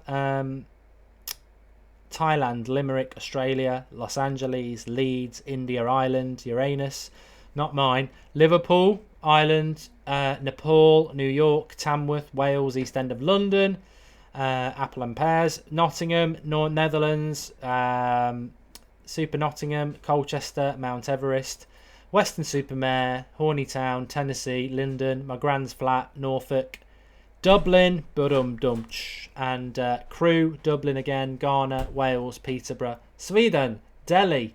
There was a super chat that I'll have to come back. St Anne's, Nottingham, I know it well. Lytham, St Anne's, Dublin again, Bangladesh, Old Trafford. Is there anybody really from Old Trafford? Because I was there the other week and the reception is diabolical. But Miami, France, Scotland, Miramar Islands, Malaysia, Hong Kong, Texas, Oman. I haven't seen her in Australia yet. Malmo, Jamaica, Wales, Namibia, England, Finland, Nairobi, Birmingham, my wardrobe. I've told you to be quiet. Staffordshire, Galway, Bulgaria. It's just amazing. I love it. I hope you lot get a lot out of it. I know it whizzes by very fast, but I just love the Manchester United draw of everybody around the world. It's fantastic. So you're all very welcome. Massive game for us. Hopefully we can get this game done. Malahide says Cian O'Sullivan. Well, I hope that is true because I used to live there. So fantastic place. South Australia we just had there. I imagine the time in Australia is probably about 7, 6 or even early hours of the morning. But it's a game worth getting up for wherever you are. I meant get up from your bed. Nothing rude. No need to take it down to the gutter. Right, okay, we're getting very, very close to the game. I'm going to, obviously the timer will be below the 0-0 as soon as the game starts. You've literally got 7 minutes till kickoff. If you've joined a little bit late, we are giving away the signed Sir Bobby Charlton shirt at half time. To enter that, just go to the link in the video description. It's the second paragraph. It will take you through to Bet365. Get yourself registered, put a bet on, and then you will go into the draw for that at half time to win a signed, framed Sir Bobby Charlton shirt. Absolutely amazing prize. You can still do. I will shout it out during the game as well because you can still put a bet on in play. As long as you put a bet on before half time, you will be in the draw. And it's a great time to be alive, and it's a great prize to win. Lizzie Lucan says it's 5 a.m. in Brisbane, mate. And Summit Hockey C20 is in San Francisco. Australia, Berkshire, Opal Bedroom. I just wanted to ask actually, while I've got a lot of people here. Just type yes if you're interested. We have been approached by somebody. We tried it last summer, but it was just a pain in the arse for us to do it. So we have been approached by a private company with regards to t-shirts. Obviously, the summer's coming. Is anybody interested in if we do United Stand t-shirts? I mean, they would just be t-shirts with the United Stand logo on it. We'll probably do a red one, black one, white one, and a sort of blue one like the away kit. 4 different colours they're offering up. I think they'd be about 20 quid, 15 quid, something like that. Yeah. Nitay, we could ask them if they'll give out free bets. Yeah, that's a good idea. But for this one, it was to win the shirt. But let us know about that, because I've just got a little bit of time. A few people saying yes. We're very close to 85,000 subscribers as well. Remember, if you are new to the United Stand, you've found a fantastic community. We are live every night at 8:30. We are live for matches as well. There's the Transfer Daily that goes up at 7 a.m. every morning, right the way through till the end of August. So loads going on. You get at least 2 bits of new content fresh every day on the United Stand. So make sure you click a subscribe button, and then you'll get notified every time a video goes up, live streams, etc. Just make sure you click the bell as well if it's there for you. But subscribe. It's a fantastic community, as you can see on the live comments. So yeah, I have seen the new Manchester United away shirt. I haven't seen the new one. A lot of people saying yes, a few people saying no. It would be for worldwide delivery, by the way, as well. In fact, I think it's an American company who are going to do it. So yes, it will be. I'd love to give them out for free. I think, Marco, they would go to Belgium as well. It's only, I'm just chucking stuff out. Sometimes stuff's in my head and I will just throw it out. But very close to kick off. Very close to kick off. Marcus, no doubt, will be joining me very soon, and he'll be very welcome as well. But yeah.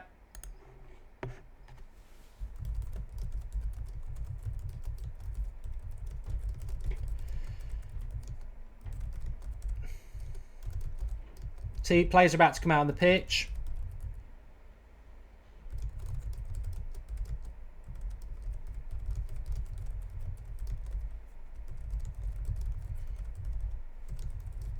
I'm just getting Marcus to come get ready to rumble. Where are we? Where are we? Okay, we've had a super chat. It's Orison. Thanks, Orison. I know he does. As long as it isn't made in China, I'll be up for that, says Orison. We'll have to have a look at where they're making it from. 85,000 subscribers. That is a big. Achievement for the channel. Marcus is about to join me. He was waiting for 85,000 apparently. I don't think he was. But Marcus, you there? Oh yeah, mate, you're right. Yeah, good, thanks. I was just saying there, thanks to everybody who has subscribed and took us past 85,000. You know what? It's a big achievement, so if you're happy with it, that's great. But fantastic. We go again. This is your channel. We have the Skype Goldbridge on a Monday night, which is fast becoming my favourite channel, where it was brilliant on Monday night yet again. There's loads of opportunities, loads of ideas. Super chat, live chat. Sorry, not the super chat. The live chat's always part of our videos. So just keep getting involved, keep interacting. We've got the members club now on Patreon as well. The United Stand there. So there's loads going on. And I'm starting, somebody's saying the road to 100,000. I know I didn't really think we could do that, but it's starting to look more and more realistic. So just keep spreading the word, getting people involved and getting involved. But Marcus, it is now or never. This 2 hours we have in front of us will define the next 12 months of our Manchester United supportership. Really, we can still have a chance of being in the Champions League in 2 hours, or we can pretty much know that we're not, and it messes up our whole transfer. And the players we want to sign will be a lot more difficult to sign. But team news, you've obviously heard what we've had to say about it. I don't think anybody's unhappy with the team. I just think, ideally there's probably 2-3 positions that you would change. But you would probably disagree because you're a big Fellaini fan. You got to bring him up, haven't you? Whenever I'm on, you got to bring him up. I saw a comment earlier on, and I thought it was a fantastic point. I think it's from George Kyle, and it won't be fantastic then if it's it was basically saying that put yourself in Romero's position, right? He's not done anything wrong from what I can remember in the Europa League, and imagine if he got dropped now for De Gea. I mean, how do you think he would be feeling? I don't care.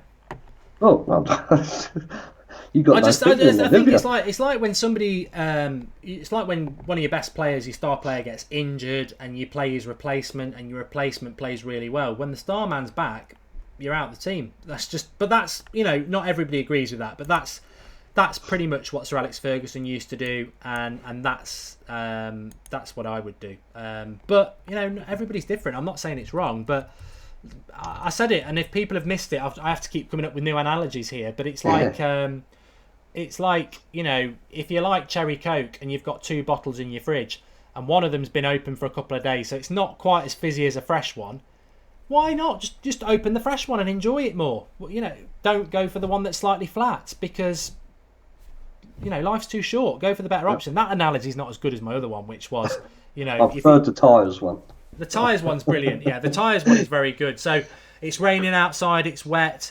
You're offered up these top of the range, brand new Michelin tyres to go on your car, sir. We'll have them on in seconds, quicker than they do it on the McLaren. Or you can drive off in those tyres you've had for a year.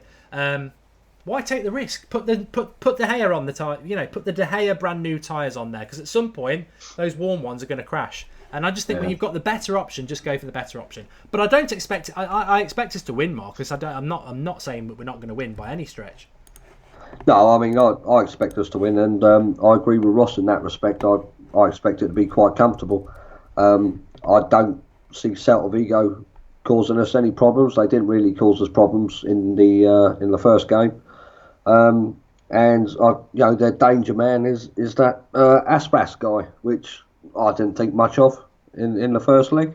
So I think it's going to be pretty sound and pretty comfortable. I expect us to dictate the play.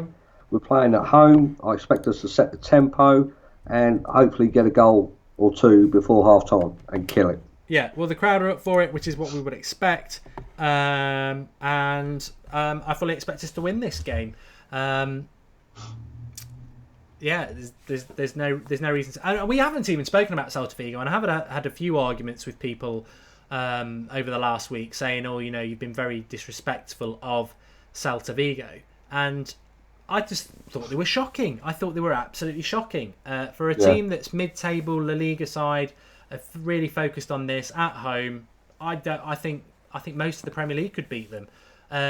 La Liga, I will never say, Barcelona and Real Madrid could beat any side consistently in the Premier League, but away from those two, and potentially Atletico Madrid would be a decent side as well.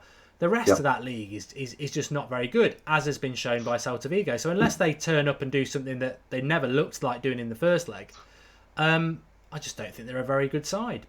But you've got to, we can't be complacent. They are. You can only beat what's in front of you. Yeah, and we've been poor at home this season, and Daley Blind's just given a poor pass away there into the box. He was looking for a penalty. It was quite intelligent by Blind actually, and should hopefully come to nothing. But this is the problem. I look at Celta Vigo, and it's quick movement of the ball around the midfield, and I'm not going to. The man who cannot be named because it becomes obsessive. He is no good in the midfield when people are moving the ball around quickly along the floor. I think if I was Celta Vigo manager and I'd seen that tree in the midfield, I would have just put 3 very quick, tenacious midfielders around him, and said, "Move the ball quickly, and we will find our way to our forwards." But Mourinho's the manager. He's definitely the weak link in the team. I thought there would have been a good argument for Juan Mata to start tonight. He's Spanish. He likes to, he's got that vision to pick a pass out. Yeah, Mata was perfect to play tonight, and I think he. Correct me if I'm right in the live comments. I think Mata did only play about an hour on Sunday. So whether it's, I thought that was quite hopeful that that might mean that he would start in this game, but maybe it's the road to recovery. But I think Mata in this game would be perfect in the position Fellaini's playing. Herrera anchoring the midfield, and then Pogba and Mata as a 2 would be perfect. Although Lingard is very tucked into the midfield as well. Lingard's sort of bombing around all over the place. Well, BT had us lined up as a 4-3-3, but it doesn't. No, that's wrong. Because Lingard's over on the left with Mkhitaryan at the moment. Yeah. Fellaini's dropping back with Herrera as a 2, and it's like we're not really using any right side at the moment. I mean, and that will adapt, but Lingard's definitely playing all over the place. Yeah. Sort of like a free roam, isn't he, tonight, by the looks of it? Yeah. Which he's gone to the right again now. But that's modern football. There's a lot of fluidity. Well, I mean, first couple of minutes, Celta Vigo They've had started an better, haven't attack. Yeah, they look. They don't look overawed by the occasion. they? No, They know. Darmian's They just know been what they've caught got out to of do. position here. It's not been a good start by United, actually. Aspas shoots, good save, Romero. Well, there you go, Romero fans. He's done all right there. I'd like to have a little watch back of that because he did okay, but they're getting in down the left. Bad start by United, Marcus. It is, yeah. I mean, it's not a most convincing start, but I mean, bear in mind it's only been like 3.5 minutes, isn't it? So, yeah, we got to find our feet. They got to get the passing game together, dictate the play, make the ball do the work, and let Celta Vigo. You know, they're the ones that have got to come here and get a result, not us. Yes, So, yeah, that's a very good point to remember. Let me just have another live super chat here. It's Swiss Cheese Apple. Thanks for the contribution. He said 85,000 subscribers on the road to 100,000. Love the United stand. Well, we love all you lot, mate. And I know that's a bit cliche, not cliche, cringy, but it's true. But the one thing I wanted to say, and I can't remember whether this was on my drunk ramble last night that I did it, that I've taken down, or no, I haven't taken it down. I just don't know where it is. I need to put it on the lists, and or whether I did it on the preview. It's another corner for Celta Vigo, so don't worry, we are on the ball with it. But it's gone over, and it'll be a goal kick. Moaning's not fair. Herrera this week. We need more from the crowd. Mourinho, we need more from the crowd. I've been to Old Trafford. We've all been to football matches. Look, it's not easy as a fan to just go to a game and for 90 minutes just be really up for it, chanting this like that. The reason Old Trafford on European nights was always buzzing was because in the first 5 or 10 minutes, under Sir Alex Ferguson especially, we'd bomb forward down the width and get everybody up for it. This game has not. We've started badly, so again, it's difficult for the fans to be. They will be up for it. They'll do everything they can, but it's way easier. Like when I was at the Chelsea game the other week, we started off really well and it continued all through the game, and the atmosphere was fantastic.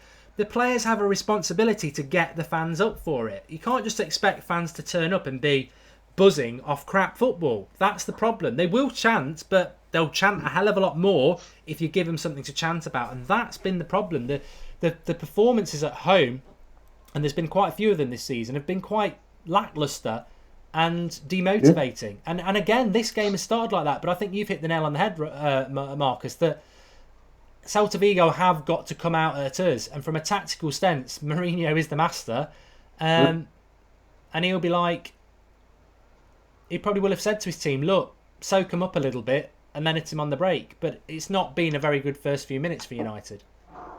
No, it's not. It's not like, I mean, Rashford just now was hounding from the front as well, so that's good to see. Trying to get hold of the ball, get it calmed down a bit. But I think, in respect to what you just said, I mean, Mourinho, yeah, he is one for grounding out results, and he's a masterclass tactician on it. But if that's what it takes to get through the tie, then yeah, take it. And then, if we win ugly, no one's good. Of course we'll take it. Apparently, Robbie Savage had said has called Romero De Gea twice already. Yeah. I mean, he's getting paid more than most of us earn in a year tonight, and he doesn't even know the bloody team. I mean, that's he's just a clown, that bloke, isn't he? Oh, before I forget, there was a message in the comments for you earlier. I don't know if you saw it, from Mark O. Wanted to know if you got a message on Facebook from him. Oh, I wouldn't get it. I don't check Facebook. Don't ever message me on Facebook. Best way to message me is Twitter, or just put a comment on the video, and I'll normally pick them up. I never check Facebook. All right, there you go, Marco. So they're seeing plenty of possession as well. To be honest, you know what? The best result in a way. Oh, Rashford. Oh, I thought, why didn't he knock it past him? If he'd gone with a bit more length on that, he would have been through. Ha TT has said Chelsea won the league with Jose. Team the truth. Thanks for the contribution, Ha T. And I agree. Well, they added Kante in there as well. But to be honest with you, the perfect result for me in a really, and I don't really want it to happen because I'd like us to win 4 or 5-0. But if this did end 0-0, we're still in the final, and we're all moaning about Fellaini and Lingard, then in the final, hopefully they won't play. and Yeah. we'll still be there. That is probably the game that I would say Jose has to pick the best team to do the job. No sentimentality or anything. People's feelings go out the window in a final. Play the best, and that's it. Yeah, but in his head, I think he thinks this is his best outfield team. No. I would hope that Mata is just probably not playing because of fitness, because I think he is just massively important and consistent. But they've started off well, Celta Vigo. I've got to sort of retract. Yeah. Well, I didn't call them farmers, Ross did, but they were really bad in the first leg. And maybe it's the way we're set up. And Michael Hull has just said we are playing way too defensive today, which, you know what, this will not please the Old Trafford faithful, and he's done this a couple of times. It will not please them. We're at Old Trafford and we're sitting back. Well, without the ball, we're playing 5 across the middle. Looks to me like Fellaini's playing deepest when we don't have the ball, which is a worry because he's not the quickest. But already I've seen him slide in twice already and totally miss it.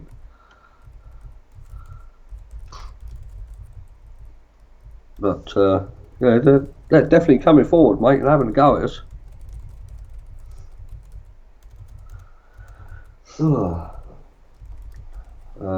Azam wants to know what channel it's on. BT Sport. BT Sport 2, innit? Yeah. Yeah. I mean, I've just put a tweet out there. I'm sure it will get a mixed reaction, but that's the whole point of football opinion, isn't it? I've just said, come on, 10 minutes in, we're at Old Trafford and we're playing defensive. Come on, Jose, that's not the United way. Let's go and have a go at them. It's Celta Vigo, for God's sake. If we go at them, we are better than them. Give the crowd something to go at. Because what's going to happen in this game is crowd's going to get, like us, annoyed, quiet, despondent, nervous. We're in a very comfortable position because if Celta Vigo score 1, then they've got to beat us anyway. So we've got to score 2. But why start? It's hard to get. I've played football. We've all played football. If you start the game with the wrong mentality, it's hard to go up a few gears. But this is what we want to see from Pogba. Brilliance. And Rashford would be a great goal. No, corner. Good bit of play there. Good bit of play from Pogba. I think Pogba and Rashford are the key. The first bit of attacking intent from us. It took nearly 11 minutes at home. Yeah. I mean that's not good enough for Manchester United. It's not good enough for us fans either. We want to see attacking, fluid football, but then the minus to that is this team isn't Jose's team, is it? Really? I mean, it's there's still leftovers from David Moyes' days. Boom says Pogba's a special guy, and Dracula says Pogba legend, which he is, absolute class. Pogboom again. Oh, he's a fantastic player, and what I like about Pogba in the last couple of games I've seen him, Mourinho seems to have finally sort of seen what we've seen over the season, that if you free him of defensive responsibilities, you get the best out of him.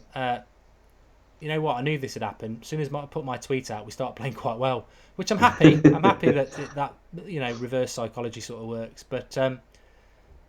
Having said that, Celta Vigo on the attack. They're moving the ball quite well, but they're losing the ball quite well, and that will allow us to hit them on the break. And the skill by Pogba leading up to that chance as well was absolutely amazing. Oh yeah. The kick-ups, keeping it up in the air. And Man U Fanatic 99 makes a good point. When we press them, we are better because it's true, because we've pressed them a bit, they've made mistakes, and then we're on the attack ourselves because they're having to commit people forward. So that's what I mean. Sitting back's not the way to do. Press them, get the crowd up for it, have a few chances. Michael O'Meara, Jose's not the manager for us. He's too defensive. I don't think he is. I think he can play the other way. I think he's just gone a bit too defensive. Killingburger888 loves the videos. There's your shout out. What's Mark's Twitter, says Matt Campbell? At Mark Goldbridge. Or at United Stand MUFC. I only probably do about 1 or 2 tweets a day, but they're good when I do them. Nothing from United yet to get me off my seat. What's Obviously, I've got you in one ear and very low. I can't even hear the commentary, so I can hardly hear what the crowd are like. Anyone want to tell us what it's like? I've seen a couple in the comments saying it's pretty quiet. Yeah. The responsibility is with the players to do it. It's with the players to get the team up. And then if they can't do it, you've got to look at, is it the tactics? And unfortunately, I think it is. But we are on the front foot a little bit more now. It's starting to come in the game now, slowly, gradually. I suppose it's really inevitable to, the first 5-10 minutes, they'll come at us and see what they got, see if they can break us down. Now we're keeping the ball on the floor, trying to work the space. Valencia's finding a fair bit of room on the right-hand side. Yeah.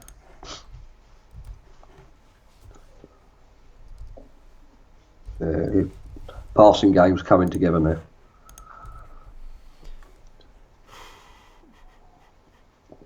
CJ Gildy said the crowd started loud, but it's quieting down a bit. Yeah, well, it's a cup semi-final at Old Trafford. They were always going to start loud, but then you've got to get them up. You've got to. It's like anything. You've got to give them a bit of a show, haven't you? And whatever. Manchester United fans. We're not Chelsea fans. We're not City fans. We're not even Arsenal fans. If we go through this 0-0 and it's a poor performance, we'll be ecstatic to be in the final. But we're a greedy bunch. There is a tradition, there is a history, there is a way that we do it. And scraping into a final with a defensive display will not wash. We'll put up with it for a season, but if it like Ross said, if we were doing this in a year's time, you start to worry. The traditionalists would start to be like, yeah, well, we might be winning games, but this isn't the way we should do it. Well, the years under Sir Alex, we were spoiled so much, with the players that we had, and probably blessed in a way with the style of football we had. But then, the managers came in, various different managers, and wrecked it, basically. Yeah. Jamie No Jr. makes a good point. We should be putting 1 or 2 in the back of the net before we start thinking about going defensive, which is very true. Yeah. Oman has made a contribution. He says, got to remember Celta kicked Real out of the Copa del Rey and won against Barcelona 4-3 in the league this season. Sometimes they do show up. Yeah, well, obviously they do. It's a very fair point. They didn't show up last week. They were shocking, and I think anybody who feels that we wouldn't have any problem with him in this second leg based on that performance would be right to do that. But football has a way of kicking you in the teeth when you think you know what's going to happen. You can't predict it. But I think if good run by Mickey. I'm quite confident we'll get through. But I think if we're playing like this in the final, Fellaini scored. Yes. You wouldn't know, would you? What a way to do it as well. Cracking cross by Rashford, and that is probably it. He's playing in the final, folks. Fellaini scores. That's put him in there, definitely. What a cross by Rashford, though. It was out of absolutely nothing. Oh, yeah. I mean, that's the danger of the kid, though, isn't it? I mean, he's such a fantastic talent. I think he's going to be an absolute superstar. Oh, it's just the cross is just absolutely superb. I mean, Fellaini does well because he scores it, but the cross is just magnificent. Magnificent. I mean, I was shocked with the goal on the free kick that he scored, but it just came out of nothing.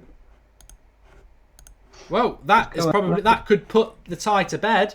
I'm actually ecstatic with that. I was shocked because if you're at the ground, it was probably always better to watch a game when you're at the ground, isn't it? But you couldn't see what that ball was doing because of the camera angle. And there he is to head it home. I mean, get your wig on, mate. Come on. The keeper nearly saved it. Mate, I'm not a Fellaini fan. I still wouldn't have him in my team. But I don't care who scores. This is, like I said, this game and the game in the final, if we get there, defines where we are for the next 12 months. So I don't care how it goes in. I really do. honestly thought that ball from Rashford was overhit. Oh no, I just think it was absolutely brilliant. What we should do now is go and get the second goal. And what happens now is that goal will change the complexion of the crowd and everybody else, and it puts us in a much comfortabler position. And now, now his tactics actually will work quite well, because it's like they have got to come at us. We can sit back a bit, hit him with a bit of pace.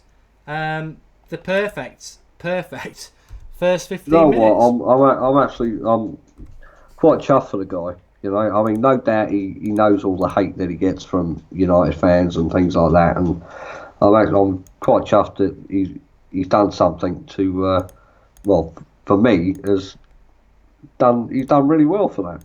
You know, right place, right time. Does it justify him being in the starting lineup tonight?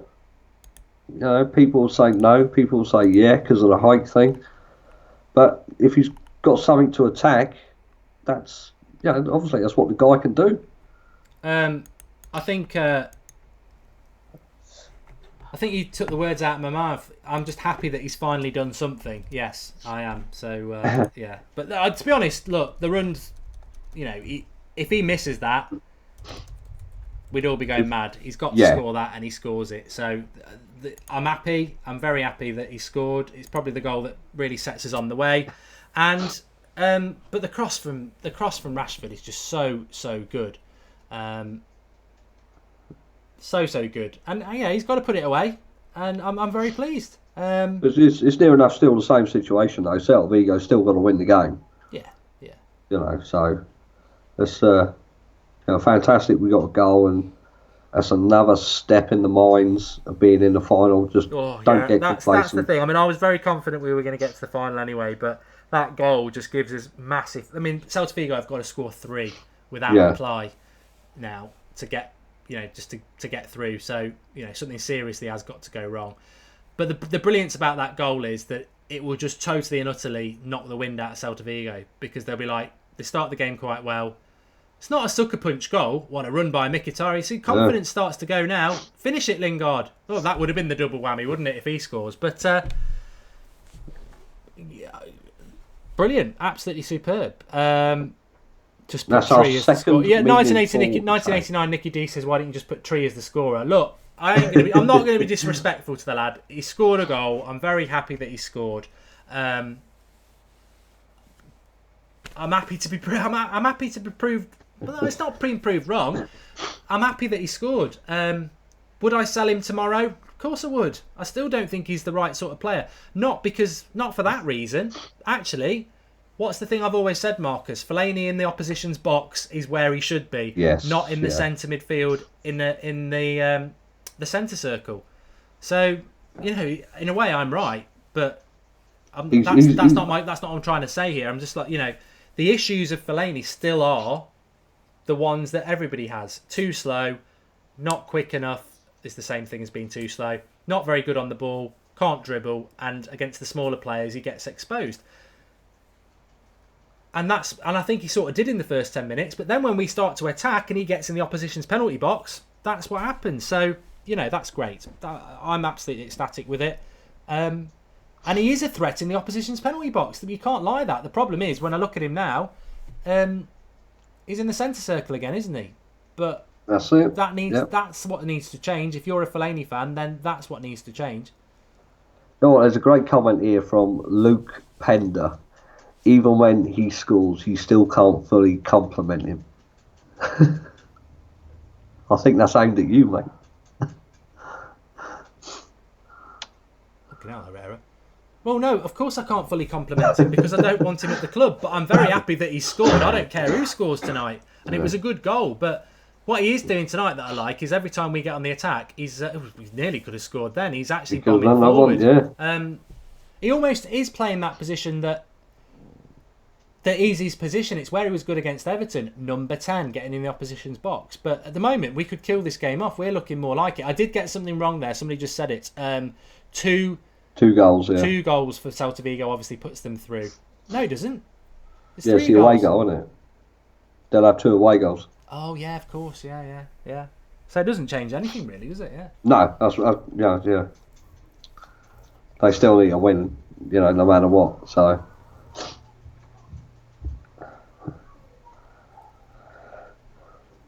but now, hopefully, we can. We ain't got to force the issue now, have we? I mean, that's another thing it'll do for us for confidence as well. So that's really weird for us then, isn't it? I was trying to get my head through that. I mean, I have got GCSE maths, but Mkhitaryan started the game off well. But actually, that goal makes absolutely no difference to us. Yeah. Because if they, as long as Celta Vigo get 2 and we hadn't scored, yeah, they go through anyway. So that's it. Yeah, it's really weird. It's a weird one, that. I was trying to think, how if we've scored, and how can they still get 2 and go through? But it's the away goal thing, isn't it? So it doesn't change a hell of a lot for Celta Vigo. What it does do is it gets the crowd up, it makes us feel a little bit more confident, and we did start off a little bit sluggish. Yeah, but hopefully the goal now is, I suppose, give them a kick up the backside, don't they? Really know that they've still got a job to do, and for what was it, 45. For just over another hour. Marcus, just talk a minute. I've just thought of something. I've got a little surprise. Okay. All right, yeah. Right, let's read some comments out then. Ismail Hussein 2-0. No, it's not. It's 1-0 at the minute. Jack James, Mickey playing smooth. Yes. Oh, there was a comment earlier from someone asking if I was all right. No, I'm not. I'm full of cold at the minute. So Mickey's good right now. Yeah, he's doing pretty well. I think he's doing really well. Pogba D, what was the goal like? That was basically a ball in from Rashford from the left-hand side and aimed to the back post, and Fellaini headed it in from about 4 or 5 yards out. Don't say that I'm not. What? I'm not a man of banter. I'd love the player to be sold, but you know what? He scored the goal that's put us through. So you know what? I'm up for it as much as anybody. So if for as long as he's the man putting us through to the final, then we'll have the wig. Let's have a bit of a fun. There's a good comment here as well from Yanks Are Coming.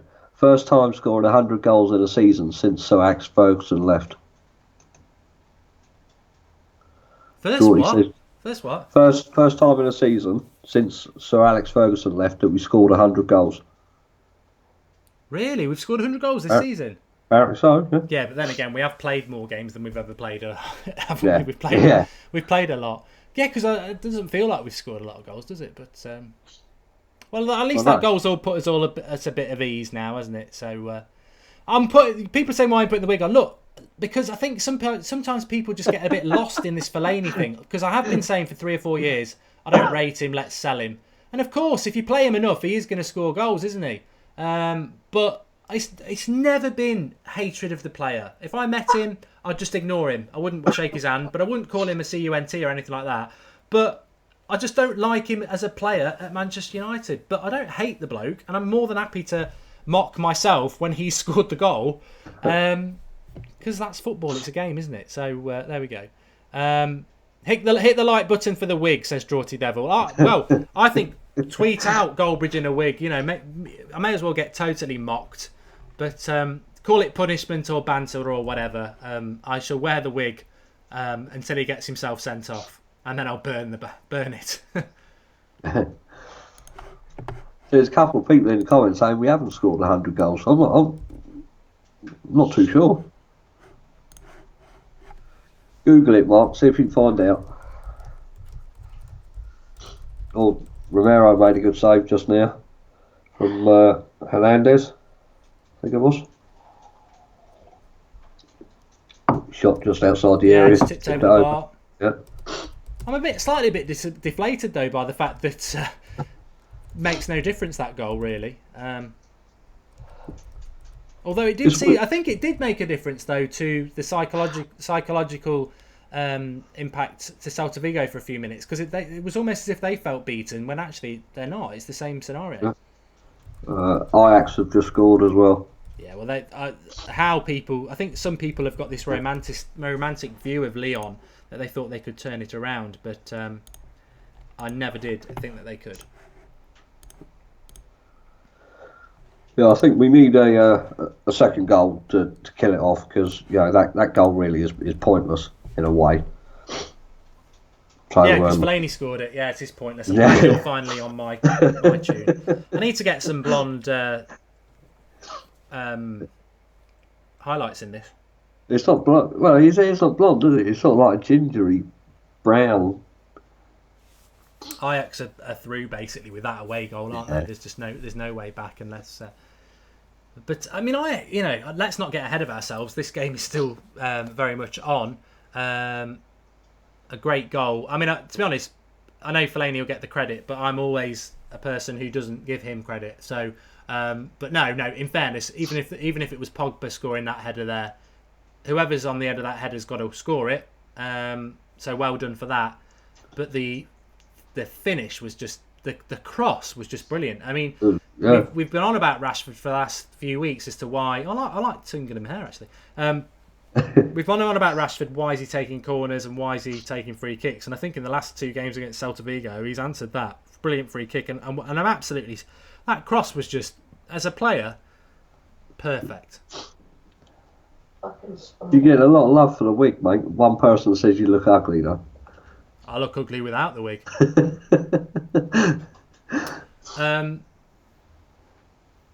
Oh, right, Ed. Right, the difference is if they score one, we still win, no extra time. Yes. So extra time. We're all whatever happens, we're finished at 10 o'clock tonight. Yeah. Orison's made a contribution. Mark my words, Pogba will score tonight. Well, remember, that's a good point. If you fancy Pogba to score tonight, get on the link in the video description. Second paragraph, Bet365. Put a bet on. You've still got 15 minutes to get yourself in the draw to win the Sir Bobby Charlton shirt signed, which we're giving away at half time. But you've got to put a bet on through the link in the video description to go in the draw.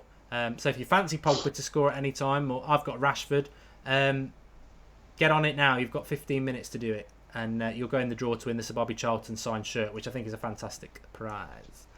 Yeah. We are 74 likes away from 1,000 as well. I should have. I've had this on for 5 minutes. We should be on 3,000 likes by now. Disappointed. I'm taking it off in a minute. Oh, like the video for the week. Come on, guys. Yeah, I'm actually. I'm not a like whore, but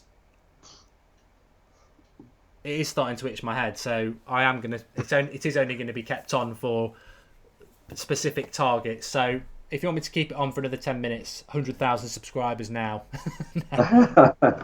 No. We'll start with 1,000 likes. That'll get you to. I'll have it on for another 5 minutes. Or to half time. I'll give it to half time.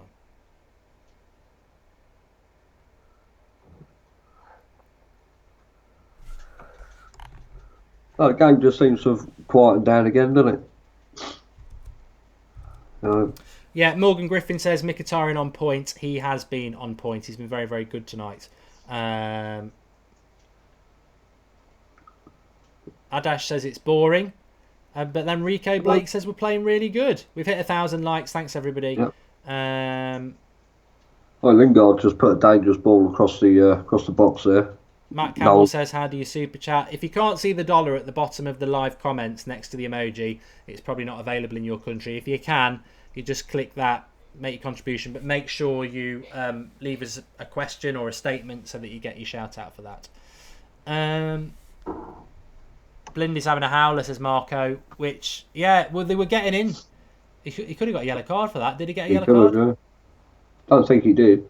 In the Premier League, he could have got a red for that. No, he did get a yellow card. Did he? Yeah, he's not. They were getting in down. He could have got a red for that in the Premier League because he stood showing, but he did get the ball. Aspas is a real ex-Liverpool scumbag, isn't he? Yeah, I've never been a lover of that guy.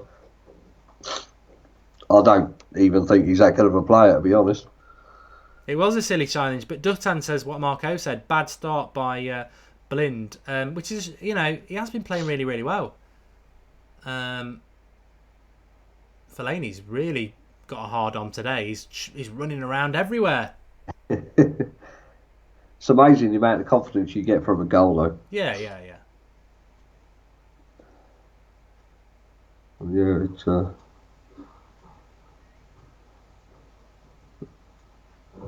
I think Mourinho looked too happy with the decision there on Blind. No. I think Mkhitaryan's benefiting from this game because we're playing a team that's got to score goals against us, and you think about the teams that we have played at Old Trafford this year, more than happy for a point. Men part behind the ball, it makes it very different. So Stuart Marson says we need to get Blind off. He's on a yellow card and he's having a poor game. Well, before our goal, they got in a couple of times down the left. So I think Marco and everybody is on point about that. It is itching my head, so it's gonna. I'll put it back on at half time.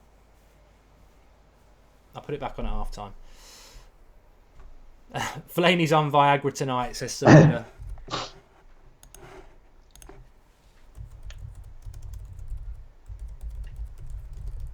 Oh, let's see.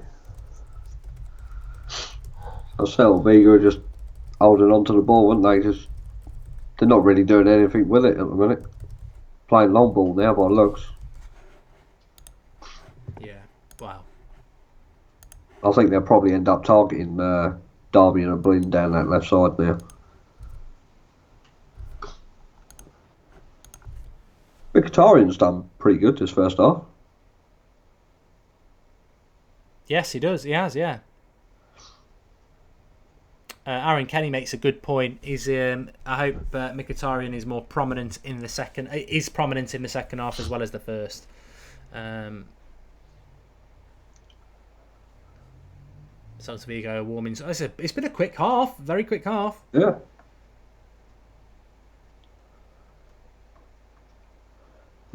Keegan Baker says, do you think if Fellaini plays against Ajax, do you think they will run rings around him in the midfield with their young, quick players? Yes, I do. Varun Karg, I put you into timeout. One more of those sort of comments, and it'll be bye-bye. We don't have stuff like that on here, thanks.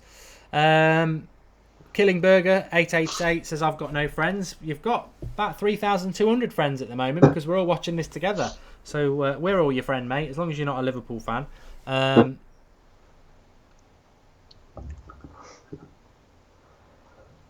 Lingard's not been that good again tonight, either. Andrew Adams, these Spaniards go down easier than light beer. I've got a better one than that, mate. These Spaniards go down quicker than a hooker on holiday. The old ones are always the best. Pogba with a shot just over the bar there. Irish Red says the Eurovision semi-final was better than this. God, I used to watch the Eurovision. Is it on Saturday night or something? Don't know, mate. I couldn't tell you. It's just corrupt. They're worse than the FA.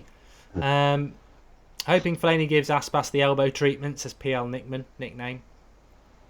Some people are worried that Fellaini won't be sold now. He was never going to be sold anyway. He's never going to be sold.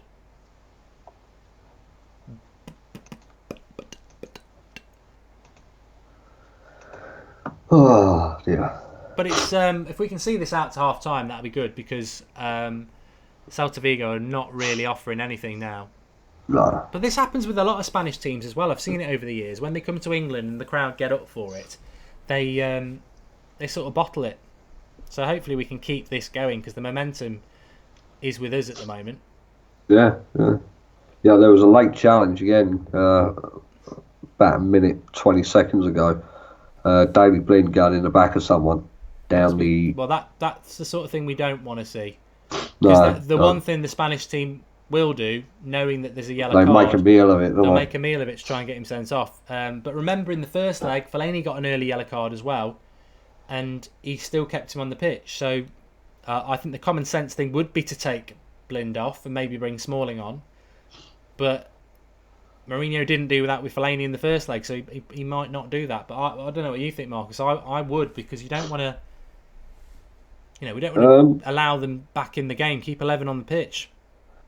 That's it, yeah. I mean, going back to that, the first game, there wasn't, the Fellaini one. I think Mourinho believed that, Fellaini could keep his cool in that game. God knows how, but he did.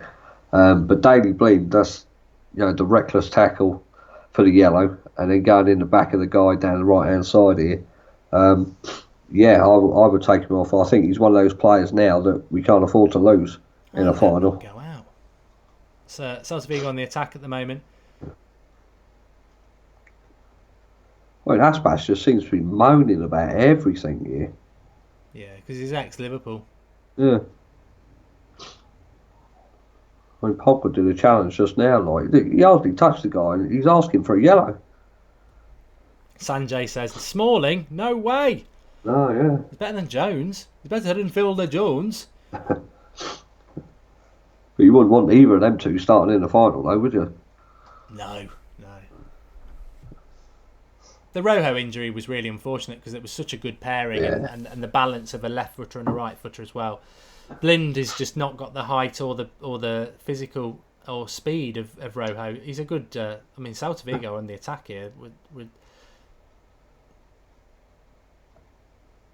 Oh, I thought I was right behind that shot there. I mean, Romero dealt with it easy, but it was like if it had pace on it, he'd have been in trouble. He was able to catch it though. It was a decent shot. Romero made it look very. Oh no, it was. Yeah, he's caught it. If he was under any trouble, he would have tipped it, wouldn't he? So no problems there. Oh, well, I think for what Romero's had to deal with in his first half, I mean, he's had a couple of shots he's tipped over as well. I think he's done pretty well, mate, and in a way, I think he deserves his place in this team in the Europa League.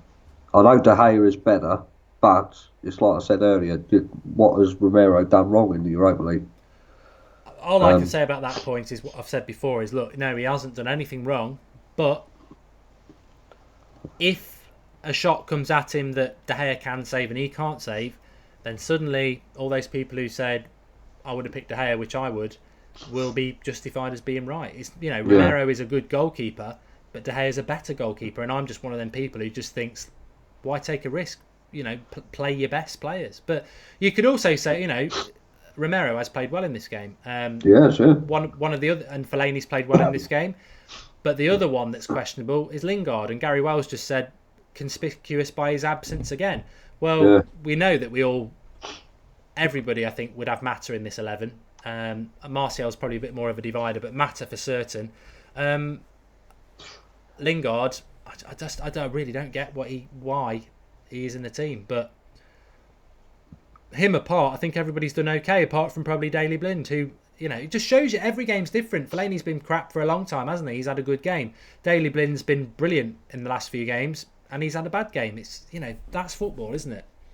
Yeah, definitely. I mean, they say that every player, no matter where you play, is entitled to a bad game, but as long as you don't have them bad games on a consistent basis, then you're in trouble. But one big difference I can see in Romero, that's close, from last season is he looks so much more confident. Yeah, well, some people respond to managers and some don't they? Yeah, so I think what Jose's done with Rojo, to be fair to the guy, he's done something with Romero as well. He just seems quite comfortable between the sticks.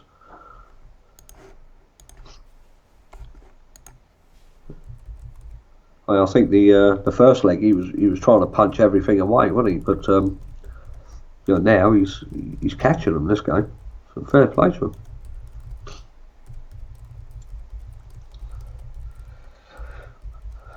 Celta Vigo were close, weren't they? So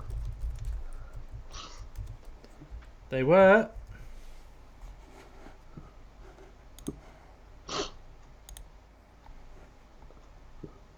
I think this will probably be a spitting image of the first leg.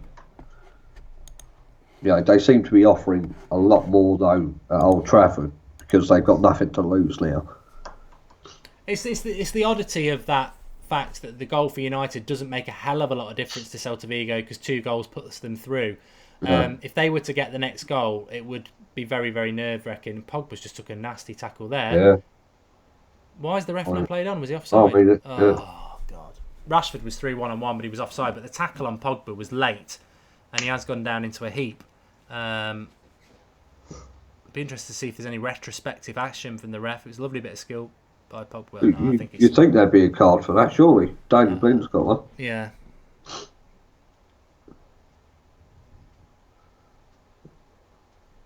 Hi, Lukman Shafiq. Pogba is hurt. CT9. To be honest, it looks accidental and he's up anyway. He's fine. It wasn't a yellow card tackle. Lynn Hall says, Celta are playing really well. We're giving them way too much of the ball. They look like they're going to score. Come on, United, get hold of it. In fairness, the balance of the play is not dominance from Manchester United. A draw is probably about right, but that's not how football works. So I think Celta Vigo have had a few chances without having a really clear-cut chance. The one clear-cut chance has fallen to us and we've taken it. So we're approaching half-time, Marcus. I know Ross will be on. But what's your thoughts on the first half? And would you make any changes? Are you happy with how it's going? Happy with the performance? Or is it a bit too equal for you? I think it's been a fair game. I'd like to see United closing down a bit more because I think they're allowing Celta Vigo the ball.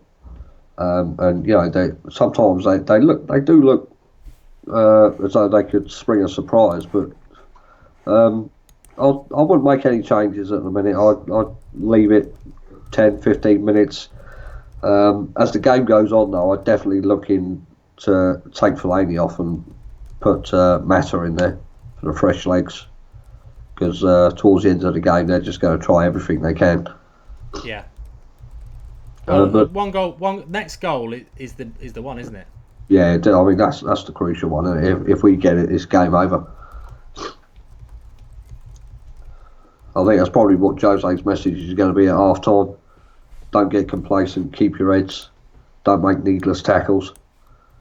I agree. Try and utilise Rashford's pace a bit more. I mean, a lot of people are saying about Daley Blind. We'll pick it up in the second half. Thanks for coming on, Marcus. I'll see you at the second half. Go and get yourself a lemon sip. I will do, mate. Yeah, cheers. See you in a bit. So, what did you all think of that half? I thought it was quite equal, but a fantastic cross by Rashford and a very good finish by our man Marouane Fellaini. Always been a big fan of him. I was slightly disappointed that the goal doesn't actually make a hell of a lot of difference. So two goals for Celta Vigo, and they're still through like they were, even if it was 0-0. So no extra time in the game. But I'd say 1-0 is about right. I think Celta Vigo have had a lot of the ball, a lot of chances, but we've had the best clear-cut chance. So it makes it quite interesting. Alex Hare wants a shout out. I just think we are letting them move the ball around a little bit too much. And maybe that's making me a little bit nervous because they have been slightly better than I expected. But I don't know whether that's down to the way we're playing. I think we have been a bit too defensive. But Ross, you called them farmers. They're playing a little bit better than that tonight. Yeah, they are a little bit. But again, I think we've got another gear to go up. I think we played quite well that half. I was impressed with individuals, but we've got another gear. And I'd like to see us go into it in the second half and just kill it. Because this game's there to be... It's there to be killed, to be honest. And I know I keep calling them farmers, but still, they cause us a lot of threats. But a lot of that's been our own sort of doing. I think we've made mistakes at the back. I don't think they've actually caused us many threats from chances that they're creating that we haven't gifted them. So I think it was a good half. Rashford's ball to Fellaini just all he had to do was put the ball in the net. I think that the ball in was phenomenal from Rashford, and Mkhitaryan's been bright. I think Lingard's played okay. I think he's got into position well and tracked back well. Overall, it's an okay team performance, but there's another level there for me. 62% possession for 62% possession, says Nicky, for Celta. I wouldn't say the 1-0 flatters us because I think we had the best chance of the game and we scored it. And I think most of Celta's chance have been sort of half chance long shots. They've not really had a really good chance. But in relation to the game, I think it's been slightly equal. You could almost say Celta Vigo had the better of the half, but I'd say it's quite equal. I think we're quite fortunate that we got the goal when we did because it was almost out of nothing. Like you say, a brilliant cross from Rashford. But the first 10 minutes, I mean, Mourinho moans about the crowd not being up for it, but they were up for it. But then 2 minutes into the game, we're not up for it as a team. We're letting Celta Vigo fly all over us, and we're not pressing. We're sitting back at Old Trafford, and then the crowd goes quiet. And then fortunately, we get that goal. The crowd go up again because we're like, yes, we've got one foot in the final. But I think a lot of the issues we're having, and it's not an issue at the moment because we're comfortably through, but Celta Vigo aren't dead from this tie.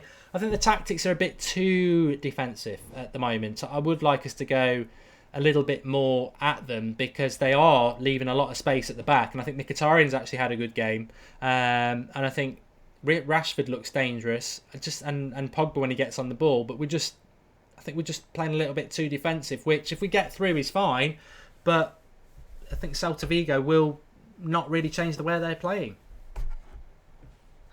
Yeah, it's one of them awful sort of scores really, because if Celta Vigo get one more goal, then it's all theirs to play for, because they just need one more after that and that's through and we're out. So one goal killed us off.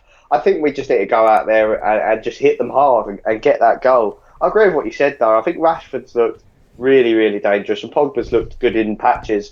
Mkhitaryan fantastic. The rest of the team going forward hasn't really been there, to be honest. But my main criticism of that half, if I was to criticise United, it's just the silly fouls. I think they're stupid. I think Pogba's done 3 and Herrera's done 3. And they're just stupid. You're never going to win the ball there. You don't need to win the ball in them positions. So stop fouling them. Because I think with a European referee, they're lucky, both of them, not to have been booked in that half. And I know that I hate Aspas. What a prick. Calling for Pogba to be booked. But I think he was right. If I was... I'd have probably booked Pogba there, because I think that was about the 4th time he'd done the same foul, and you can't persistently foul like that. What do you think about? It's very similar to last week when Fellaini picked up an early card, and we were like, "You've got to take him off at half time. We can't have 2 men, 10 men." Blind is in the same situation. I'm a massive fan of Daley Blind, but what would you make a change there? Because if we go down to 10 men, Celta Vigo, it's quite an equal first half. It's a bit like that Real Madrid one, isn't it? A few years ago, it would just totally change the game. So we've got Smalling, we've got Jones. Blind's not actually having a very good game today. He's on that yellow card. They are diving, like I said, they're going down like a hooker on holiday. Would you make that change? I wouldn't, to be honest. I have a lot of faith in Daley Blind as a professional, and I think he's got a really cool head on him. And to be honest, I didn't think it was a booking because I thought he won the ball. But yeah, I'd keep him on. I think that it's different to Fellaini, because Fellaini is Fellaini. He's a hothead.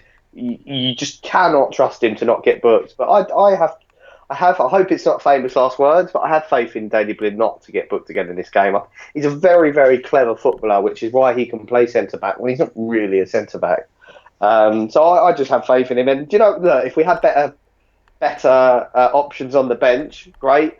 I just would rather play a booked Daley Blind who's not going to tackle than Smalling or Jones, who have looked to me just totally off the pace, and they were horrendous against Arsenal, both of them. So I'd just keep it as it is, to be honest. The only change I'd be looking to make second half is after give it 10 minutes, is take Jesse Lingard off. And it's not because of how he's performed, even though I think he can perform a lot better. I just think he fades late in games, and a little bit of pace on there and we'll kill him off. Vihan Sharma's made a contribution. He says, "Nice gesture. The wig looks good. This is the spirit that makes United so engaging, true fan emotions." I know a few people have joined us at half time that don't join us through the actual game. So the wig did come out. Look, I want Fellaini sold tomorrow. I don't think he's good enough for United, but he scored a goal, so I'll put the wig on just to. That's as good as it's going to get for him. But I thought you were going to say, Ross, that I'd rather have a one-legged Daley Blind over Jones and Smalling. What I mean. I'm just watching the goal back there again. I mean, I'd score that header. I've got to be honest. The cross is just absolutely superb. And a lot of people will judge Rashford on whether he actually scores tonight, but that's as good as a goal. I mean, that's a tap-in for Fellaini. That is an absolute tap-in. It's at the right height. The defender can't get near it. It's dropping on your head. You're looking at the goal as the ball comes at you, so you haven't got to do a lot. All you've got to do is head it straight. I mean, he doesn't head it as well as he could do. He should be going, a player of his calibre should be going bottom corner on the floor. Keeper's got no chance. He heads it at the goalkeeper, and it's the power. The keeper probably would feel he probably should have saved it and probably put off by the post, but the cross is just absolutely fantastic, and fair play to Fellaini getting on it. And people saying, "Oh, what are you going to do now because you're a Fellaini hater?" I think we've always said, Ross, that Fellaini is a threat in the opposition's penalty box. The problem is he spends too much time playing in the centre circle where he's not a threat and he's not very good. But put him in the opposition's he nearly got another one. Rashford's cross was just behind him on the floor, and that could have been game over. But Hervey says second half park the bus. Do you think that's the right thing to do? Park the bus second half? No, I think we should go at them. I think parking the bus, you're leading yourself into trouble. We should go at them. If we get another goal, this game is officially over. Completely They actually over. did. I've just watched the chance back from here. I was saying they had a chance of half chances. No, that was a bit of a half chance. The header, really. He's going very low and Darmian's foot's high. Yeah. But, Ramirez made people are saying worldy saves. They weren't worldy saves. They were saves that any keeper should make, but there were shots on target, so, he didn't mess them up. But you do feel that they might get a chance because they are playing quite well. And the worry is that although Celta Vigo need 2 goals, I think if they get that 1 goal, it's almost like 1.5 goals because it will just make Old Trafford very nervous. Our players will be very, very nervous. I obviously would be very nervous if they managed to get a goal because another goal and we're out. So AK says attack. I think we need... I think apart from the goal, if that was 0-0 at half time, let's be honest, Ross, we would be going, that's not good enough. We've got to attack more. We've got the goal, which is great, but it actually doesn't make a hell of a lot of difference. I was amazed by that. It makes no difference. Celta Vigo needed to score 2 goals at minute 1. We've scored a goal and they still need 2 goals and they're through. So it doesn't really do anything, that goal. So realistically, we should treat it as 0-0. It wasn't a fantastic first half. It was quite an equal one. I think we need to get at them a little bit more. And the next goal for us, and that's over. They're not going to get back from that. Yeah, definitely. I think you're right in what you're saying about Fellaini's positioning. He's playing a lot higher up the pitch, which is not causing the problem of him being static in midfield, which is fantastic. But yeah, there's improvements that can happen all around the pitch. But the cross was phenomenal. And that's what I love seeing that. I'd rather see that from Rashford than a goal because he become a little bit of a pace merchant where all his game was about was his pace and he had not really had a lot else. But he's just showing all these other qualities and they're all coming out. And that is a world class cross. It was phenomenal. And that didn't need Fellaini there. That could have even been Juan Mata at that near post. It didn't. It wasn't the height that put that in. That was the cross. So 1-0. I think is about the right result. I think Mkhitaryan's been taking the piss out of them, to be honest. And if we get another half like that from him, this game should be. Like I said, 1 goal. The tie is completely over for me. So we've just got to go out there and hit them hard. But it'd be interesting to see if Rooney comes on. Fingers crossed he doesn't. God, I hope not. I think every time Rooney comes on, it just stunts anything we're trying to do. And he's been brought on so many times this season at around 70 minutes, and it tends to be a step backwards instead of forwards. But he might play like he did against Burnley. Michael Van Gerwen makes a very good point. Mark, it is a tap-in for Fellaini, but he still put it away, unlike a lot of our players this season who've bottled that sort of chance. So fair play to him, which is a fantastic point. Look, a professional footballer should be scoring that chance. He did score that chance, but we're not in the top 4 this year because so many of our professional footballers have missed those chances. So it is a fair point. Look, they should score them, but they haven't been scoring them. So yeah, very, very good. Toby Batundi says give him credit. Yeah, he's put it in, but you'd be a fool not to realise the cross is the star of that. Michael O'Meara loves the wig from Ireland. And Ankit Sharma, is it the tactics or players not good enough to attack? Says Ankit Sharma. I mean, it's very hard, isn't it, Ross? I think for me as a football person, I would say that we are tactically set up to get men behind the ball every time Celta Vigo get the ball because you can see almost 9 or 10 men behind the ball. So that is from the manager. That's tactically defensive. Normally at Old Trafford, we wouldn't put 10 men behind the ball. You'd just have 8 and you'd have 2, attacking players. So we're definitely playing counter-attacking football at Old Trafford, which obviously is a new concept. We don't do that. But we have done it before. I remember us doing it against Anderlecht, didn't we? When we had that lead. We sat back there and it sort of ended up with extra time. So it's a new concept and the fans might have to get used to that under Mourinho, that we will sometimes defend at home. Yeah, but I think it's tactically right, to be honest, because given the players that we have, I think you've got to play to your players and your team's strength. And given what we have, given what Rashford possesses, given what Pogba can do with finding passes, I think it's the right way to set up. Going into next season, no, I think we'd have better quality and be able to, not attack and not leave ourselves so exposed. But against a team, like you say, with enough quality to, Spanish quality, tiki-taka, they can find passes. The more congested you are, the harder it is for them, which is why we're seeing.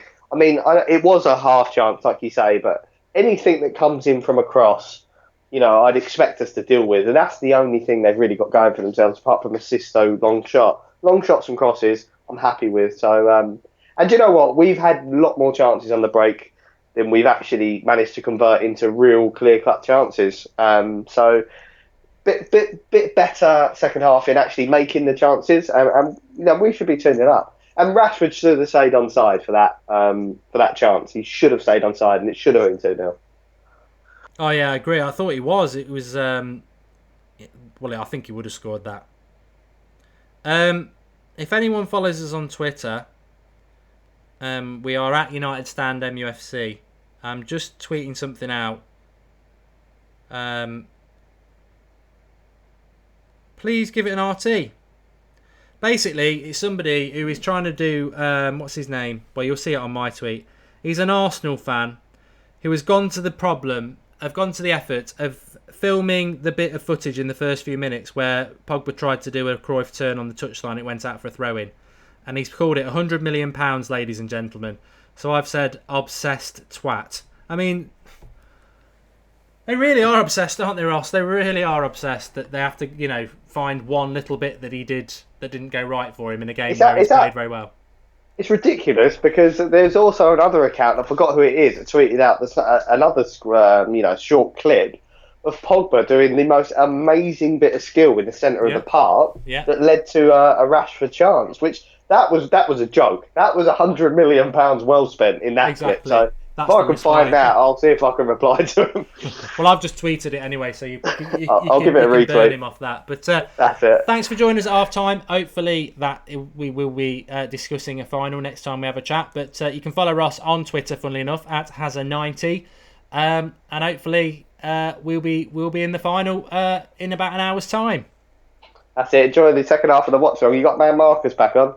Yeah, he is coming back. Yeah. Fantastic. Okay, enjoy it, mate, and I'll speak to you later. Cheers, Ross. Speak to you in a bit. Cheers, mate. Bye. Right, that's going off because it starts to hurt my head. But if he plays well, again, I'll put it back on. If he scores again, I'd put 2 on and have 1 as a beard because the next goal is going to be crucial in this game. No substitutions for Manchester United at half time. Didn't really expect there to be honest. It doesn't really work like that, if you know what I mean.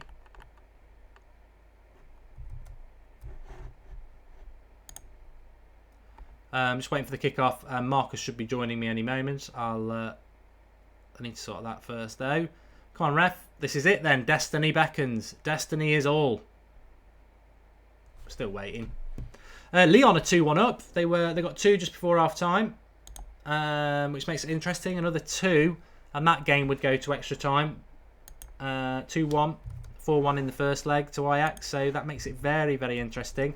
Let me get the timer up for you as well. Okay, bang, okay. We're not 1 minute and 38 in, that's wrong. Let's sort that out. Stop. Effect. Marcus is here as well. Can you hear me, pal? Alright, mate, yeah, I'm here. Had some lemsip? Yep, actually I've got it right next to me, blackcurrant. Blackcurrant, I like lemon, to be honest. But I need to sort this timer out. So we're what? How long into the game are we? But we're going to go over a minute now. Well, you haven't done the giveaway. No, I didn't. Shit. Oh. No. I'll do that now. I get stuck. This is the trouble. You have a half-time giveaway and then you get stuck into half-time analysis. Well,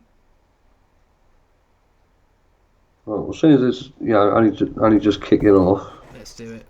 Yeah. Can't imagine there being a goal in the first couple of minutes. Right, timer's up and running. Everyone's on the watch along. That's great. We've gone over 1,000 likes. That's fantastic. Thanks for everyone for that.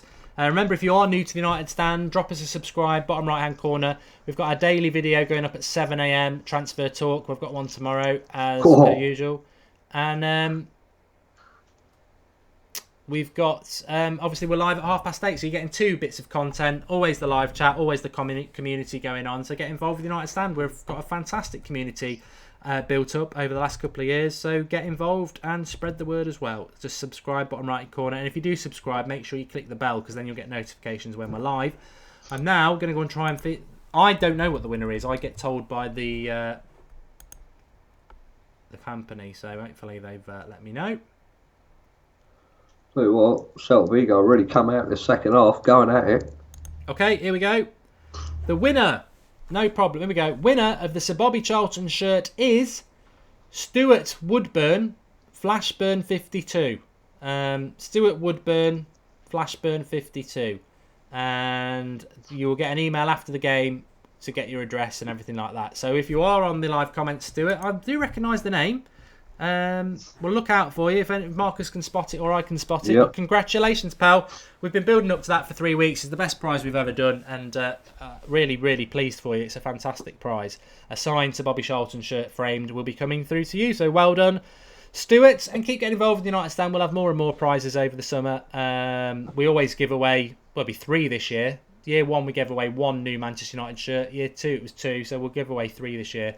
In fact, as soon as the away one goes up for grabs, we might put that out. But Marcus Rashford says that's me. Yeah, of course it is. But it could be. The real one's going to get the email, so as long as he doesn't disclose... Well, unless you can hack his email, you're not going to get the prize, are you? But we need to have a chance. There he is. Flashburn. Oh! Is he up? Have we seen him? Yeah, I've just seen him. Flashburn 5-2. He said, thank you, thank you, thank you. TY, TY, TY.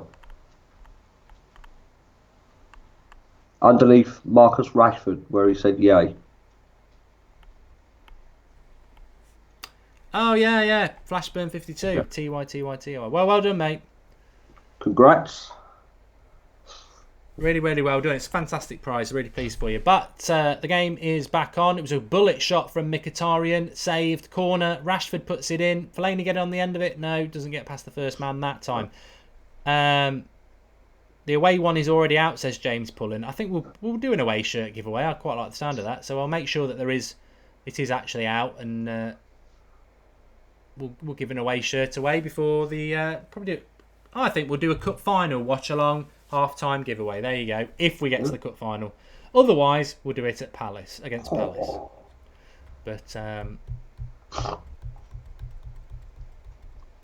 tell you what, just now, mate, from that free kick, Mkhitaryan, hell of a shot. Could have gone anywhere.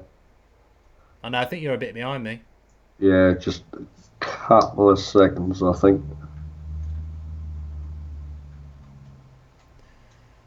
Well, if we can get that second goal, because for those who've joined us who don't understand or haven't realised, we are 1-0 up, so we're 2-0 up over the 2 legs. But even if it was 0-0, 2 goals for Celta Vigo would put them through. 2 goals will still put them through because it would be a draw, but they'd have 2 away goals. So it's still there for them. We haven't conceded XL Doming, no. No. The away shirt looks amazing, says Dan Butterworth. Yeah, I quite like it. Mikel's on about which goalkeeper we'll use in the final. Look, you know what? This could well be the team in the final. I wouldn't shock me if it was if Mourinho did that.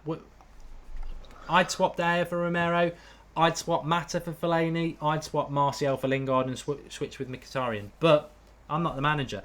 But that conversation is not one for now. Hopefully we will be having it in a week and a half.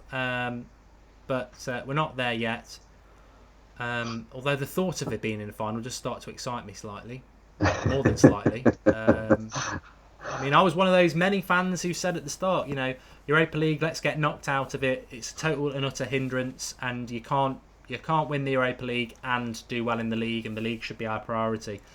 That's been proved right because we've not done enough in the league, but the Europa League's become the essential thing. I firmly don't believe that you can do Europa League and the Premier League, and it's been proven year after year after year. But if you win the Europa League, you get a trophy, you're in the Champions League. If you come second, third or fourth, you get in the Champions League, you don't get a trophy. So we've never won this trophy. So, I mean, another thing as well is Mourinho is going to want to go. I mean, I know it's the semi-final now, but I would suspect it from the start of the season, he would have wanted to win this trophy because it's the only one that we're missing from the cabinet. Yeah, so it's historic. Yeah.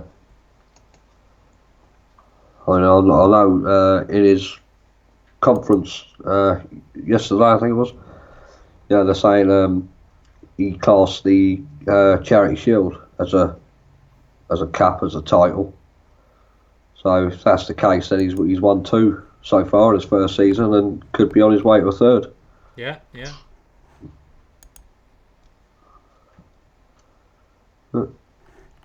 Celta Vigo just keeping hold of possession again, same as the first half. Well, you'd rather have a trophy than, I think, I'd rather win this Europa League, mate, and finish 4th. At least there's something at the end of it, a bit of silverware. You don't go through a qualifier. I think in the Premier League we've been inexcusable. For exactly, I don't know whether you heard what the lad said at half time, that Fellaini's chance was a sitter, but the difference is he scored it, and most of our players this season have missed sitters, and that's why we're not in the top 4. We should be in the top 4. It's inexcusably embarrassing that we've handed it on a plate to what looks like Liverpool, because we should be in the top 4, and it's bad finishing that's cost us. But the amount of times it's been dangled in front of us, like on a bit of string, and we've not failed to, we failed to take advantage of it, is unreal. And the points we've dropped at home as well contribute to that. Colin Smithable says, how many Premier League points have we dropped this season after playing on a Thursday? Well, obviously 3 at the weekend. I remember Watford at the start of the season, and I think City were both after Europa League game. Well, maybe not the City one, actually. So Watford, that's 6. I think we drew against Burnley. If somebody has got the time, you could just quickly pop onto the BBC and find that out. But I would imagine quite a few. Well, Everton and West Brom, one of those must have been after a Europa League tie. Fellaini's just chopped at someone there. Typical Fellaini challenge. Yeah, he ain't going to get booked.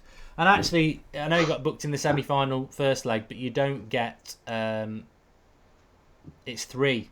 It's not 2 yellow cards, so he wouldn't miss the final. He's only going to miss the final if he gets sent off. And an interesting thing about Fellaini as well is that he has now scored in an Europa League semi-final, a League Cup semi-final, and an FA Cup semi-final for Manchester United. Yeah.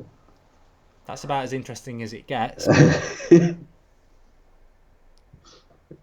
Marco says Fellaini keeps going walkies and leaving Herrera stretched, which is,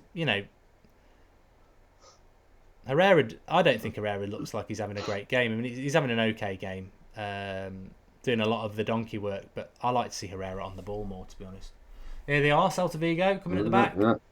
Shot straight at Romero from Aspas. Again, he's again, Romero, he's done his job well there. That's straight at him, isn't it? I know, straight at him, but, could have fumbled it. Stop trying to turn him into De Gea. He's not De Gea. I'm not trying to turn him. I'm just trying to make the pluses. Hello from York. Joe Bars says, hello. It's interesting that Ross was saying that he expects Rooney to come on. I really hope he doesn't. I think Rooney just... if we're in 4th gear, we always go down a gear, so we go down to 3rd, obviously. I've seen him come on a lot of times this season around the 70-minute mark, and just the game sort of doesn't go that way. But to be honest, we're not looking for a goal in this, and in most of those games we were. So maybe just as a workman midfielder, he probably will come on unless he's going to use Carrick. But Mkhitaryan's been much better in this game. A lot more space, though. Hit it, Pogba. Oh, no, he won't, but he'll put Mkhitaryan into the box. Okay. He's out of the box now. Lingard. Oh. Again, sign of attacking intent. Rick Bell says, keep the possession and close the game. Very, very right. Very, very right, Rick Bell. Bring Martial on, says Darth Vader. Jazzroop Skills says, Mark, apparently De Gea is going to leave if we don't get Champions League. He's leaving anyway, mate. He is going. That is the fact. But I said this before the game. him, whether he's leaving or not, it's totally wrong of Mourinho not to play him in the final just because he's leaving, because that's just petty nonsense. Because De Gea, if he's deciding to go, I don't want him to go, but he should go with goodwill. He's been an absolute professional for us for the last 4 or 5 years that he's been at the club. He's been our player of the year for the last 3 years. He's done more than enough, and if he's going, he should be playing in the Europa League final. I'm not one of those bitter people who's like, well, if he's going, he can't play in the final.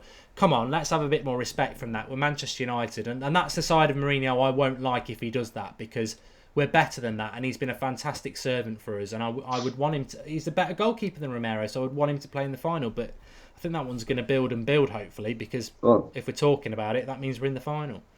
And you're a Romero fan, so you'll see it another way. No, I'm not a Romero fan. I'm just saying, I would say that it's, to me, your answer there sounds like a bit of sentimentality towards him. No, it's not sentimental. It is sentimental, but it's not insentimental because it's cancelled out by the fact that he's the better goalkeeper as well. So, well, maybe, but just because he's going doesn't give him the right to be in the final. No, the fact that he's the best goalkeeper is. But Romero hasn't done nothing wrong. Yet. I think you're trying to pull me into a trap here that people will start turning me into a Romero hater. All I'm saying is that if we get to the final and there's a shot going towards the top corner that Romero can't save but De Gea could, well, why not? That's the stupidity of it. Just play the better goalkeeper and then you've got everything covered. I mean, it's a bit like... It's not the same because Romero is a good... The gap between Romero and De Gea is a lot closer than the gap between Lingard and Mata. So if we're in the final and we're playing Lingard and not Mata, that's more of a problem. That's like like I said before, that's like picking a Ford Fiesta over a Ferrari. That's stupidity. But I just think we've got to play our best team. TTX Production says Darmian's getting ripped apart. We've... Mkhitaryan's hurt his head here. We've had... Let's watch this back. I didn't really seem to get much. It was a hand. They have been getting in down the left-hand side all game, to be honest. It has been our weak side today. But we haven't got any other options, have we? We've got no left-back. There's quite a few people in the comments saying Romero is quite good. Hello. I've not. This is unfair. I'm being pulled into a trap here. I'm just saying. But hang on. De Gea is better than Romero, but there's nothing wrong with Romero. I'm just saying that I've used this analogy. I can't understand why people don't understand it. If you've got a choice between something that's up on that level and something that's at that level, I find it idiotic that you don't pick the one that's better. It's nothing against Romero. He's a good goalkeeper. But what I'm saying is, what if we need that better goalkeeper because there's a save or a bit of experience or whatever that Romero looks like Rooney's coming on, mate. Rooney's coming on. Great. Looks like it. Anyway, so someone told us to shut up being petty dummies. Anyway, petty babies, I think it was. Well, they've got a right to an opinion. Yeah.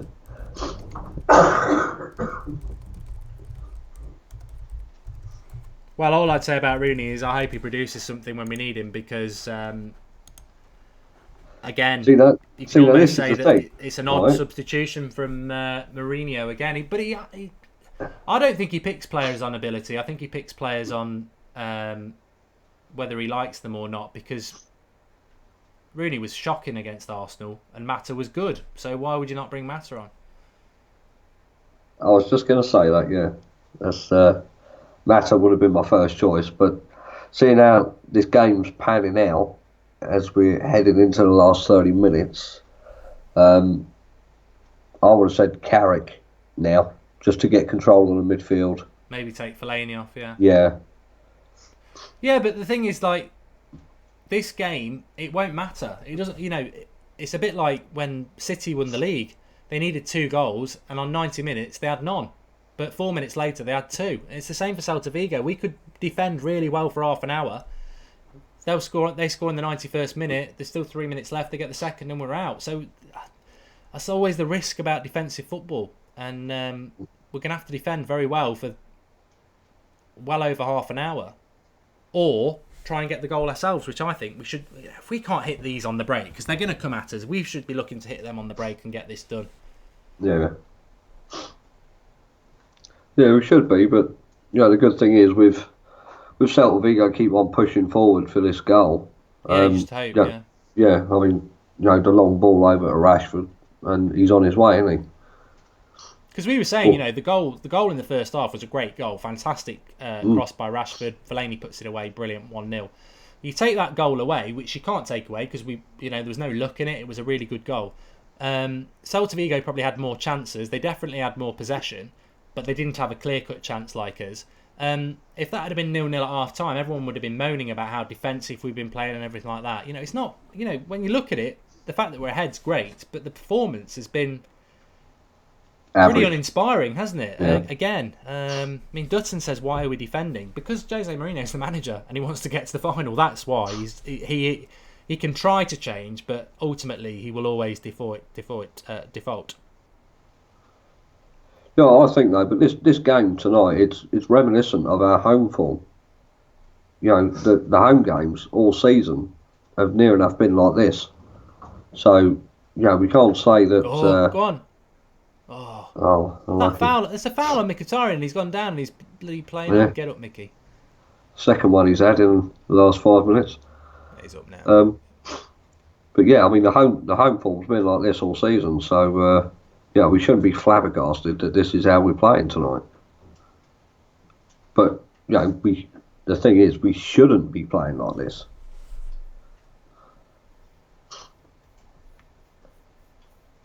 I suppose if we had more flair players, then we could probably see better style of football.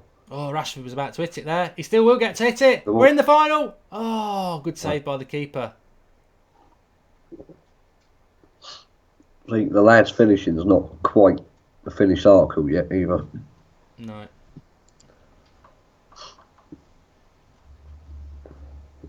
Lingard's been quite anonymous. Go on, that means he should score now.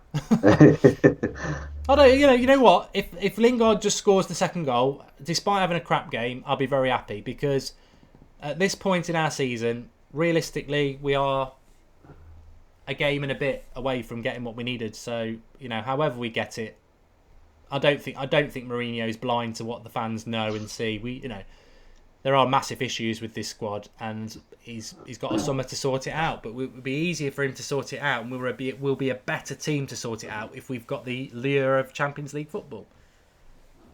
Yeah, I mean that's what it's all going to come down to in the summer, isn't it? I mean, if we haven't got Champions League football, then the calibre of players is going to be average come good, whereas Champions League football, we can throw the money at it and get the best of the best. And it's getting those top quality players that's going to make us a better side. Champions League football will definitely get Griezmann. I still think there's a good chance that we can get him anyway, but we shouldn't be dictating on, we'll still get players if we're in the Europa League. I mean, let's listen to that sentence. Do you want to be in the Europa League next year? Because I don't. I mean, no. I'd like to get it won, but I haven't really enjoyed the tournament until we got to the knockout stage. The group stage before Christmas is relentless and totally and utterly unsatisfying. I don't want another year in the Europa League, and I almost feel that if we did have another year in the Europa League, which we would get because of league position and winning the League Cup, I suspect Mourinho would probably ignore it and focus on the Premier League because it's not. Whilst it's been great with the opportunity to get into the final, we've had way too many games this year, and that has been a problem for a big squad even. Yeah. But I mean, we can say it's a big squad, but it's not a quality squad. There's average players in there, and there are players in that squad that are quite happy to sit and do nothing and just collect their money. Aspas has been booked. Justice, dirty little cheat. Yeah. I don't know what he did. I think he shouted at the. He's been moaning all game, that guy. He's been waving his hand about, looking for a card for a United player all game. Yeah, enough what he was doing in the first game, on the floor, waving his hands in the air.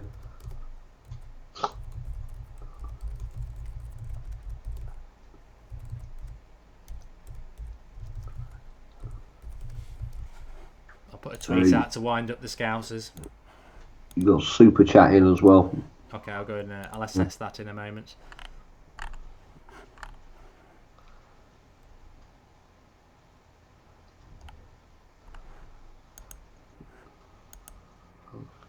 Oh, these players, man, they're looking for it now. Every time United go for a tackle, they're just dropping like flies.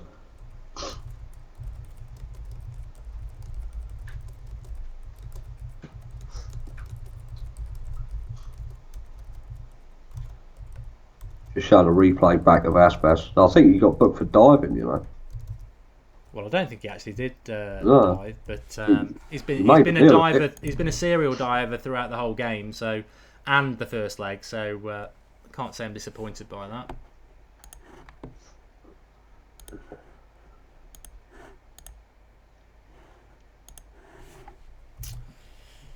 Yeah, but like I said, I mean, the game is ticking on, still 25 minutes to go, but I really do think that even if I hope people aren't saying on 80 minutes if it's 0-0 or 1-0, oh yeah, was there, because 2 quick goals can happen. Well, Leon are example of that. It was just about half time and it was 1-0 to Ajax, and then it was 2-1. So 2 quick goals could be scored very, very quickly. It's still 2-1 in that game for Ajax, so Ajax showing that they can defend as well as attack, but... the positive about that is if Leon beat Ajax is that, they're no Jedis. I think people are getting a bit too scared of them. The reality is Manchester United should be able to beat Ajax, should be able to beat Celta Vigo as well, which we have so far over 2 legs. But how are you feeling, everybody at home? And what's your thoughts on the performance? And try not to go, crappy, boring or anything like that.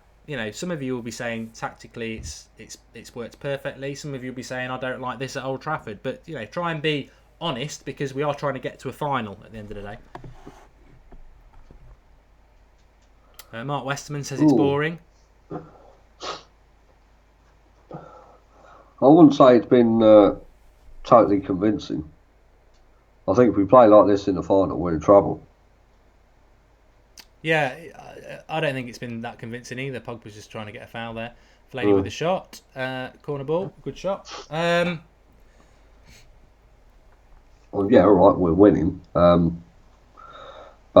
overall, I mean, apart from that chance, and we haven't really created nothing else. Well, you just see there, your man Fellaini had quite a good shot. Yeah. Doing the job and result is all that matters, says Dan Butterworth. Mixed opinions with the performance, says Joshua Lowe. Get Matter on, says Colin Smithable.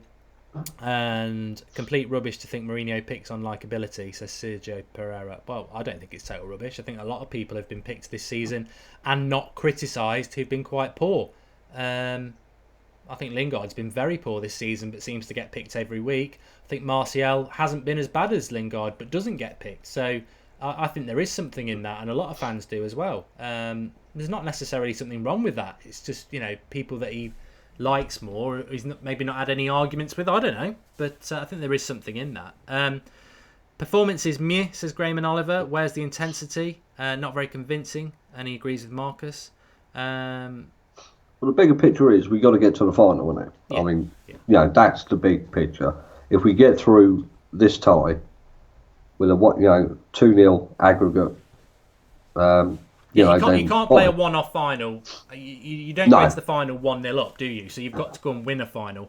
In this game, we're 1-0 up, and we know that if we don't lose the game, we're through. Yeah, we play. I mean, the Arsenal game aside, I actually think we play better in Europe away from home. We play away. We play better away from home everywhere, don't we? Yeah. Well, yeah. So, if we get to the final. Again, I'd be quite confident. I really would, just because it's on a neutral ground, and we got to go out and do the business, and it's got to be a stellar performance to win it.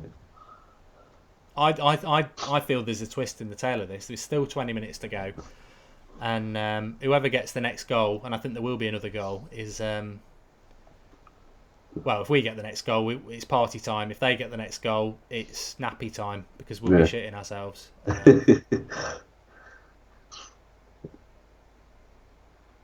But it's not been a very good... I mean, you watch football to be entertained, get on the edge of your seat, and we've certainly not done that this game at all. But...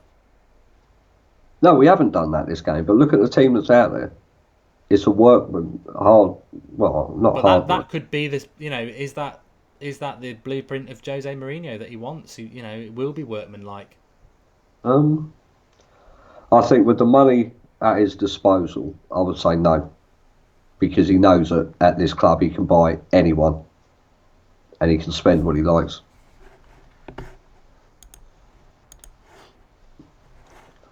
Well, we're at the moment we're restricting Celta by long shots. So they're not coming in. He's so weak, isn't he? Absolutely. Yeah. He gets the ball there, and what first touch just knocked off the ball. No power. You never know. You could be saying that about Griezmann next season. Well, yeah, he's a bit like that on FIFA.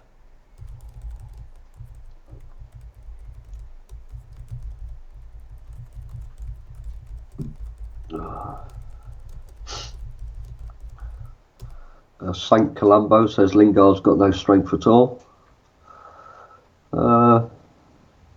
Andrew Adams says this will be the team to start the final. Guarantees it.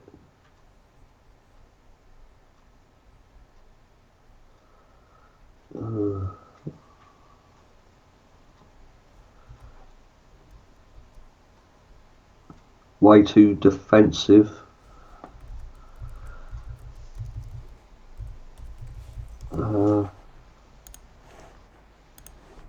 I was trying to do something because somebody said about some. There's a corner here for Celta Vigo. I'm starting to get a little bit nervous. This thing in the tail. Oh, it's all right. We've got it around.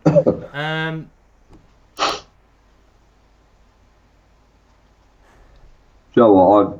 Ankit Sharma, thanks for the contributions. He says Mark Pogba seems more focused coming after injury. He's playing less games as well, so he looks a lot fitter.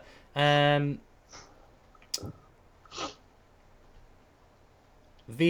Sharma says, nice gesture, the wig looks good. This is the spirit that makes United stand so engaging. True fan emotions, keep it up. And I think I'd already said that one before. And Kit again, is it tactics or players not good enough to attack? I think this is very tactical from Manchester United. I think Herrera's just missed the ball there, and that he's had to get a lot of running done today. Herrera without the ball. I think he's had a good game, but he was made a bit of a mistake there. But tense. Still 15 minutes of the 90 left, and probably a bit after. Just one goal can just change how this game's. United, Red Devils not liking this. They're in the box. Get rid of Pogba. Chris J, this is too defensive from United. Thing is, we're not used to seeing performances like this, are we? As Manchester United fans, we're not. We're used to attacking, free-flowing football.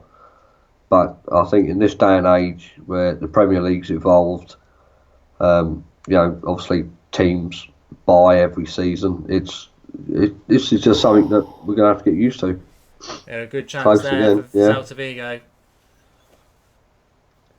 I mean, to be fair, if you're critical of Smalling against Arsenal, you've got to be critical of Daley Blind here, caught under a cross. If that was Smalling or Jones, everyone would be going, that's bad defending from Blind. He's caught under the cross. It's come a long way. And he's right in between Bailly as well. But he should do better. But that's probably why he's a City reject.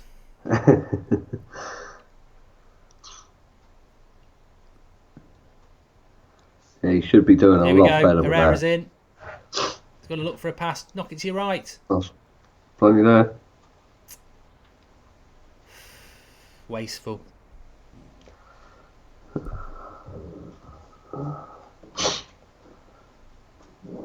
yeah, it shows we're not going to give it up. We are looking for the second to kill it off if we get the opportunity to. Sam the man saying, why, push up the pitch, don't let them come at us. But we did this against Anderlecht as well, didn't we? And I think they had a chance right in the last minute that would have knocked us out. So we have been fortunate in this tournament, and hopefully it can continue, because it's... I remember saying it against Anderlecht in the second leg at home as well. It was like, why have we played so defensive? Surely we can attack them and beat them with Manchester United. And we've had it the same tonight. Hopefully it will be enough to get us the result. But it's not really, you know, we're better than this. And I think, to be honest, we've got players on the bench who could come on and be better than this. I mean, 76 minutes, Carrick's coming on now. So no Mata, no Martial. Carrick for Mkhitaryan, so we're really going defensive now.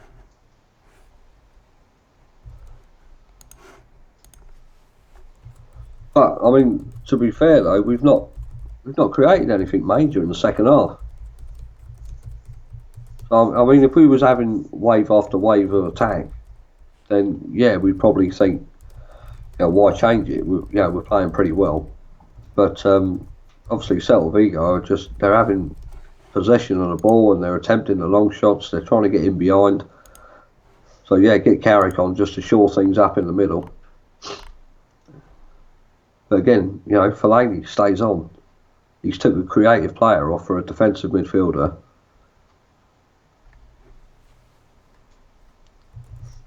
I mean, the obvious thing now would be to if Mickey's off, chuck Fellaini up top behind Rashford.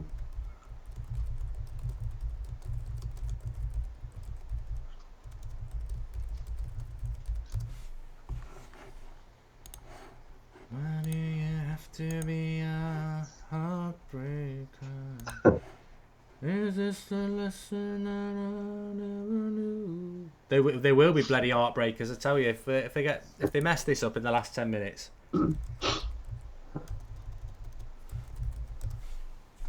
12 minutes. Probably about. I don't.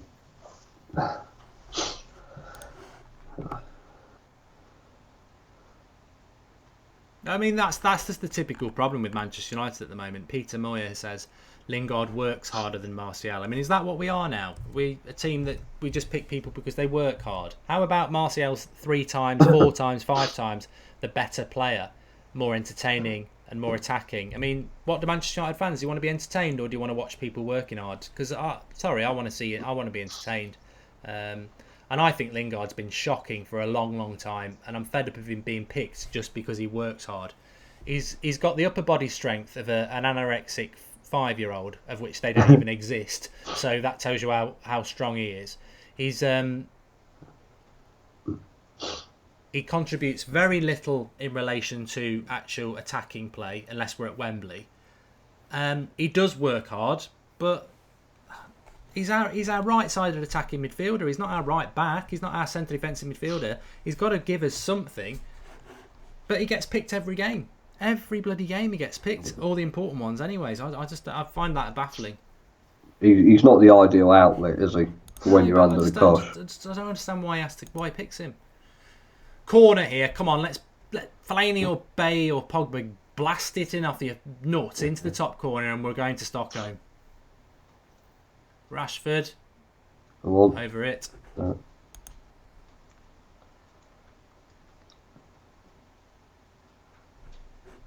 I thought a couple of minutes ago, if I didn't know any better, I thought Romero was time wasting. Probably is. Probably is. Oh, Keegan Baker's got a question for me. What's that? Do you think that De Gea will play in the final? No, I don't. No, I don't either. I disagree with it. No. I would have played him tonight as well. We'll leave that debate for a Sunday night show.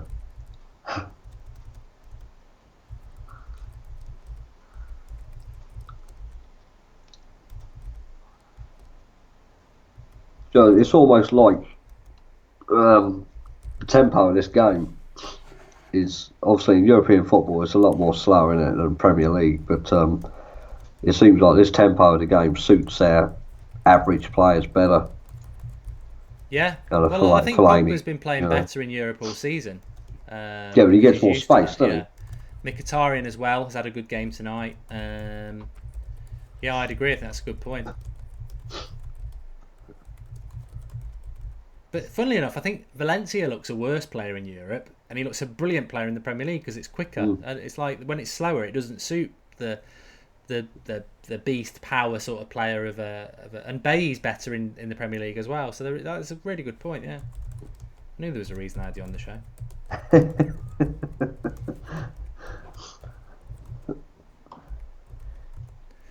I'll tell you what, I'm glad we did get that goal in the first half because it's If it was like this at 0-0, mate, we'd be absolutely bricking it. yeah, and I think there'd be a lot of stick. It's 3-1 in the Lyon Ajax game, so one more goal for them with 10 minutes to go as well, and that'll go to extra time. So it may not be Ajax in the final.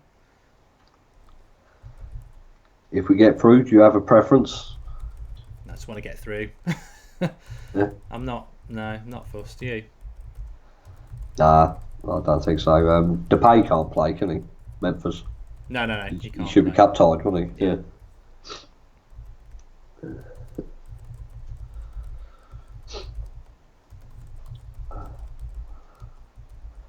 That would have been interesting, though.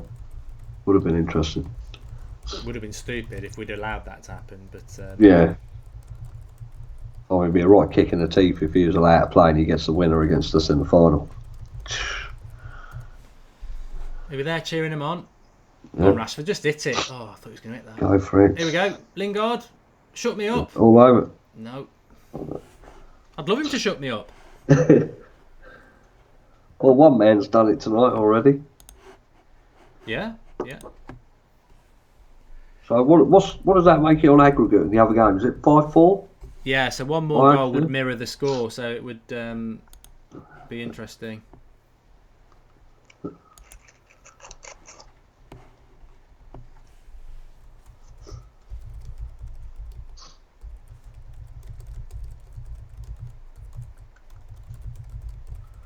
Well, the game looks like it's petering out now, doesn't it? Petering out. Only because it's been petering out for us. If they score, Jesus Christ. Oh yeah, if they score, it's game on again. But I honestly don't see it. Punching that, catch it. I don't like keepers who punch. At least he's punched it clear.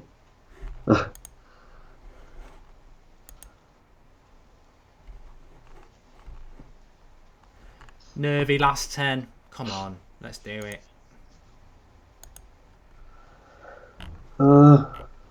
What about the comments? Who would the comments prefer in the final, provided we're in it?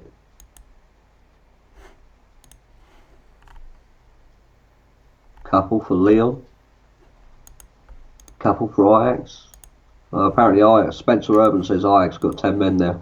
Ooh, that's game on in that. Well, I don't know why we're getting excited about that because we're not even through ourselves yet.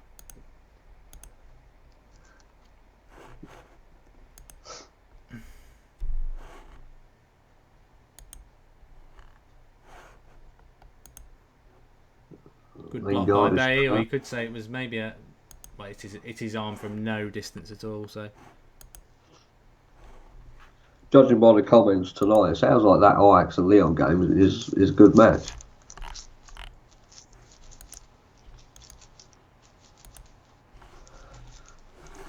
This one's been fantastic. Yeah, oh yeah, it's probably the best game of the season, mate. Yeah. They've scored. Oh, for fuck's sake! Well, you said it was coming. The hate's going to start now because it's he can't do anything. He can't do anything. They've had the possession. They've been putting not a lot of pressure on, but I feel sick. I absolutely feel sick because this is exactly. We've got no way to respond because he's already took Mkhitaryan off and gone defensive. If they score another goal, they're going to go all out for it. We won't have time to respond and we are out on the away goals rule. And that's our season gone. It just makes me frigging sick. Absolutely feel sick. Right, Help now me. it'll be 5 minutes. No, you can't do nothing about that one.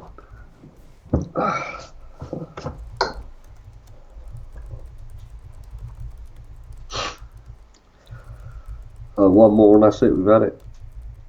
Well, they got their tails up now, guys.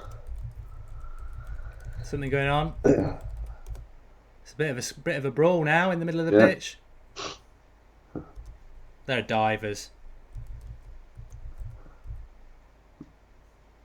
But again, you know, I said it earlier, it's the home form again, another draw. Just a different competition. That's no way Romero's fault. For all them comments saying it's Romero's fault, no way. Well, Rooney's on as well. Who's he come on for? I don't know, I didn't even see that.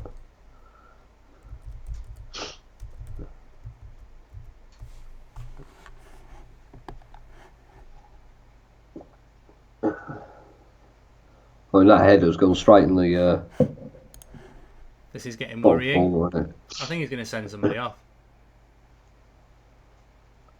Be out of the final. This could be bloody awful. Red. 2 reds. Bayes out of the final. Oh, God's sake. So this is a problem, mate. There was needless for that. Best defender. He didn't do anything. He really didn't do anything. I thought he's lashed out at him. Nah. It's not. He's moved his hand a bit, but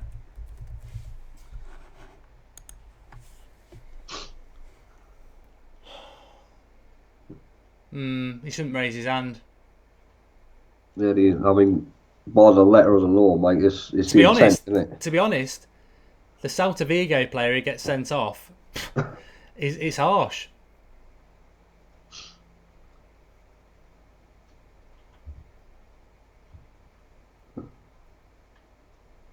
Fuck's sake, you know what that means, don't you? If we're in the final, mate, Smalling starts. Disastrous, mate. Disastrous. Oh dear God. You know, it comes in threes. Like in life, it comes in threes. Bad things come in threes. Yeah. 1-1, red card. He needs to get Smalling on now because we need to have a centre back because we haven't got a centre. Yeah, he's bringing him on. You know what? I'm watching the replay just now. The first instance, it's not even Bay. It's Valencia, I think. Is it? I think so. Yeah.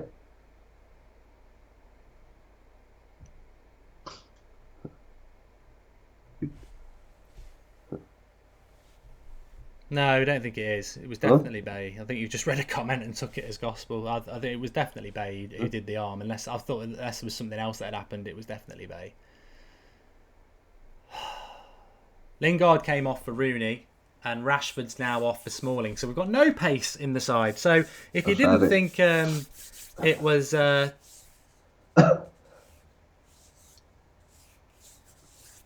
negative, it is now. Now we got to park the bus now. Defend for our lives. I feel sick. Oh, right. You know, whichever way it goes, this is the time to say it. You know, if we get through or it goes wrong, were these tactics the right way to go tonight? If you were the manager, would you have got set up like this? Because I wouldn't. No. 6 minutes. Stoppage time. I would have gone for the 2 goals and then, quietly sit back a bit and soak it up. Well, it's the same as the Anderlecht game, isn't it? It's like we know this shouldn't be happening at Old Trafford. The game should be out of sight over 2 legs. We did the great job in the first leg. Second leg, Old Trafford, go at them, get it won, and then you should not be in a situation where there's 6 minutes to go, we're parking the bus, and 1 goal for them knocks us out. It's just not the way to do it. We've got 6 minutes, mate. Added time here. This is man. Raid says get a beer down you. I haven't had a beer tonight. I'll tell you what, I'm glad I didn't because I'd be on about 5 or 6 by now. Herrera's got cramp. We've got 10 men and so have they. I tell you what, we're lucky we've got 10 men because I didn't really see. I would have to watch it back a few times. I didn't see Celta Vigo player do a hell of a lot. He was a bit stupid, but he didn't do a hell of a lot. But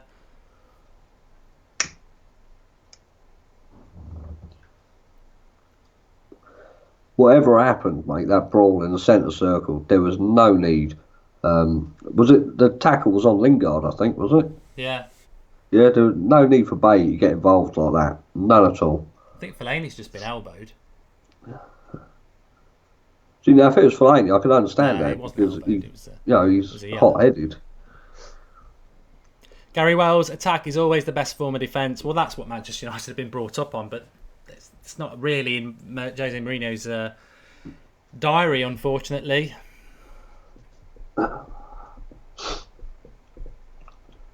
Well, hopefully my match reaction is only a couple of minutes away, and I'll sort of hold off on some of my thoughts, but it could change very, very quickly. I think we've made our rod for our own back that we didn't need to make. I mean, the team didn't feel it wasn't a fantastic team lineup in the first place. It was pretty slow. I mean, yeah. But, really, that's crap. You don't expect nothing less from him, do you? Oh, I haven't even changed the score. In all the melee. That'll take me a few seconds not watching the game. Fucking hell. Football, bloody hell, eh? I'm sure a great manager said that once. Right, come on, guys. 4 minutes. Let's stick together here. Have faith.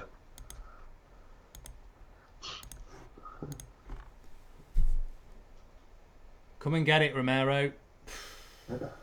See, this is where I'd like De Gea because he doesn't punch crosses, but Jake Bullman says appeal the card. We won't get anywhere with it. He may as well have punched him in the face. It was the weakest, but you put your hands up like that and you can be red carded. And go for the corner, Wayne. There's a pass to Fellaini. No, go for the corner. Yes. 2 minutes. 2 minutes, folks. We're there.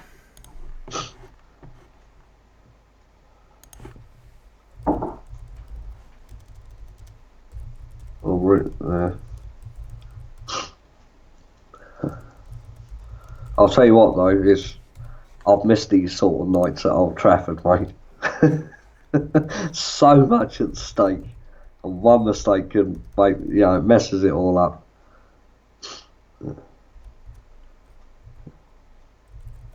This last 5-10 minutes probably been the most exciting game I've seen. Do you stop at car crashes? It's horrible. I like the adrenaline, mate. I like the what's at stake and what could be and what couldn't. Oh, I just feel sick. Don't you bring up your curry you had yesterday. What's going on here? I've just seen Herrera put it in the net. Yeah. Nah. Oh, he's offside. Yeah.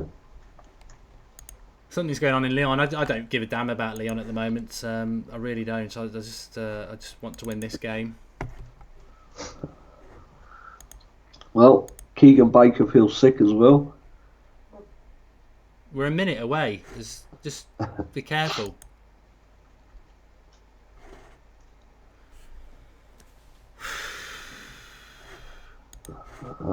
Michael Ryan music's going to pass out. Got a free kick. They've not got anywhere near our goal. We've dived all over the shot. We've kept it up in our half. This should be it. With 6 minutes there. Come on.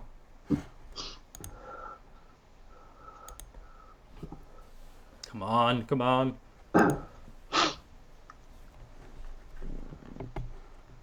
There's a couple of comments here moaning that we're parking the bus. Well, I think we got to, haven't we? What's the state? I'll talk about all that in my match reaction, but for now... Shouldn't do it for the whole game, but we got him now. Ah, that's what I was trying to say, yes. Live on a knife edge, yes. Come on.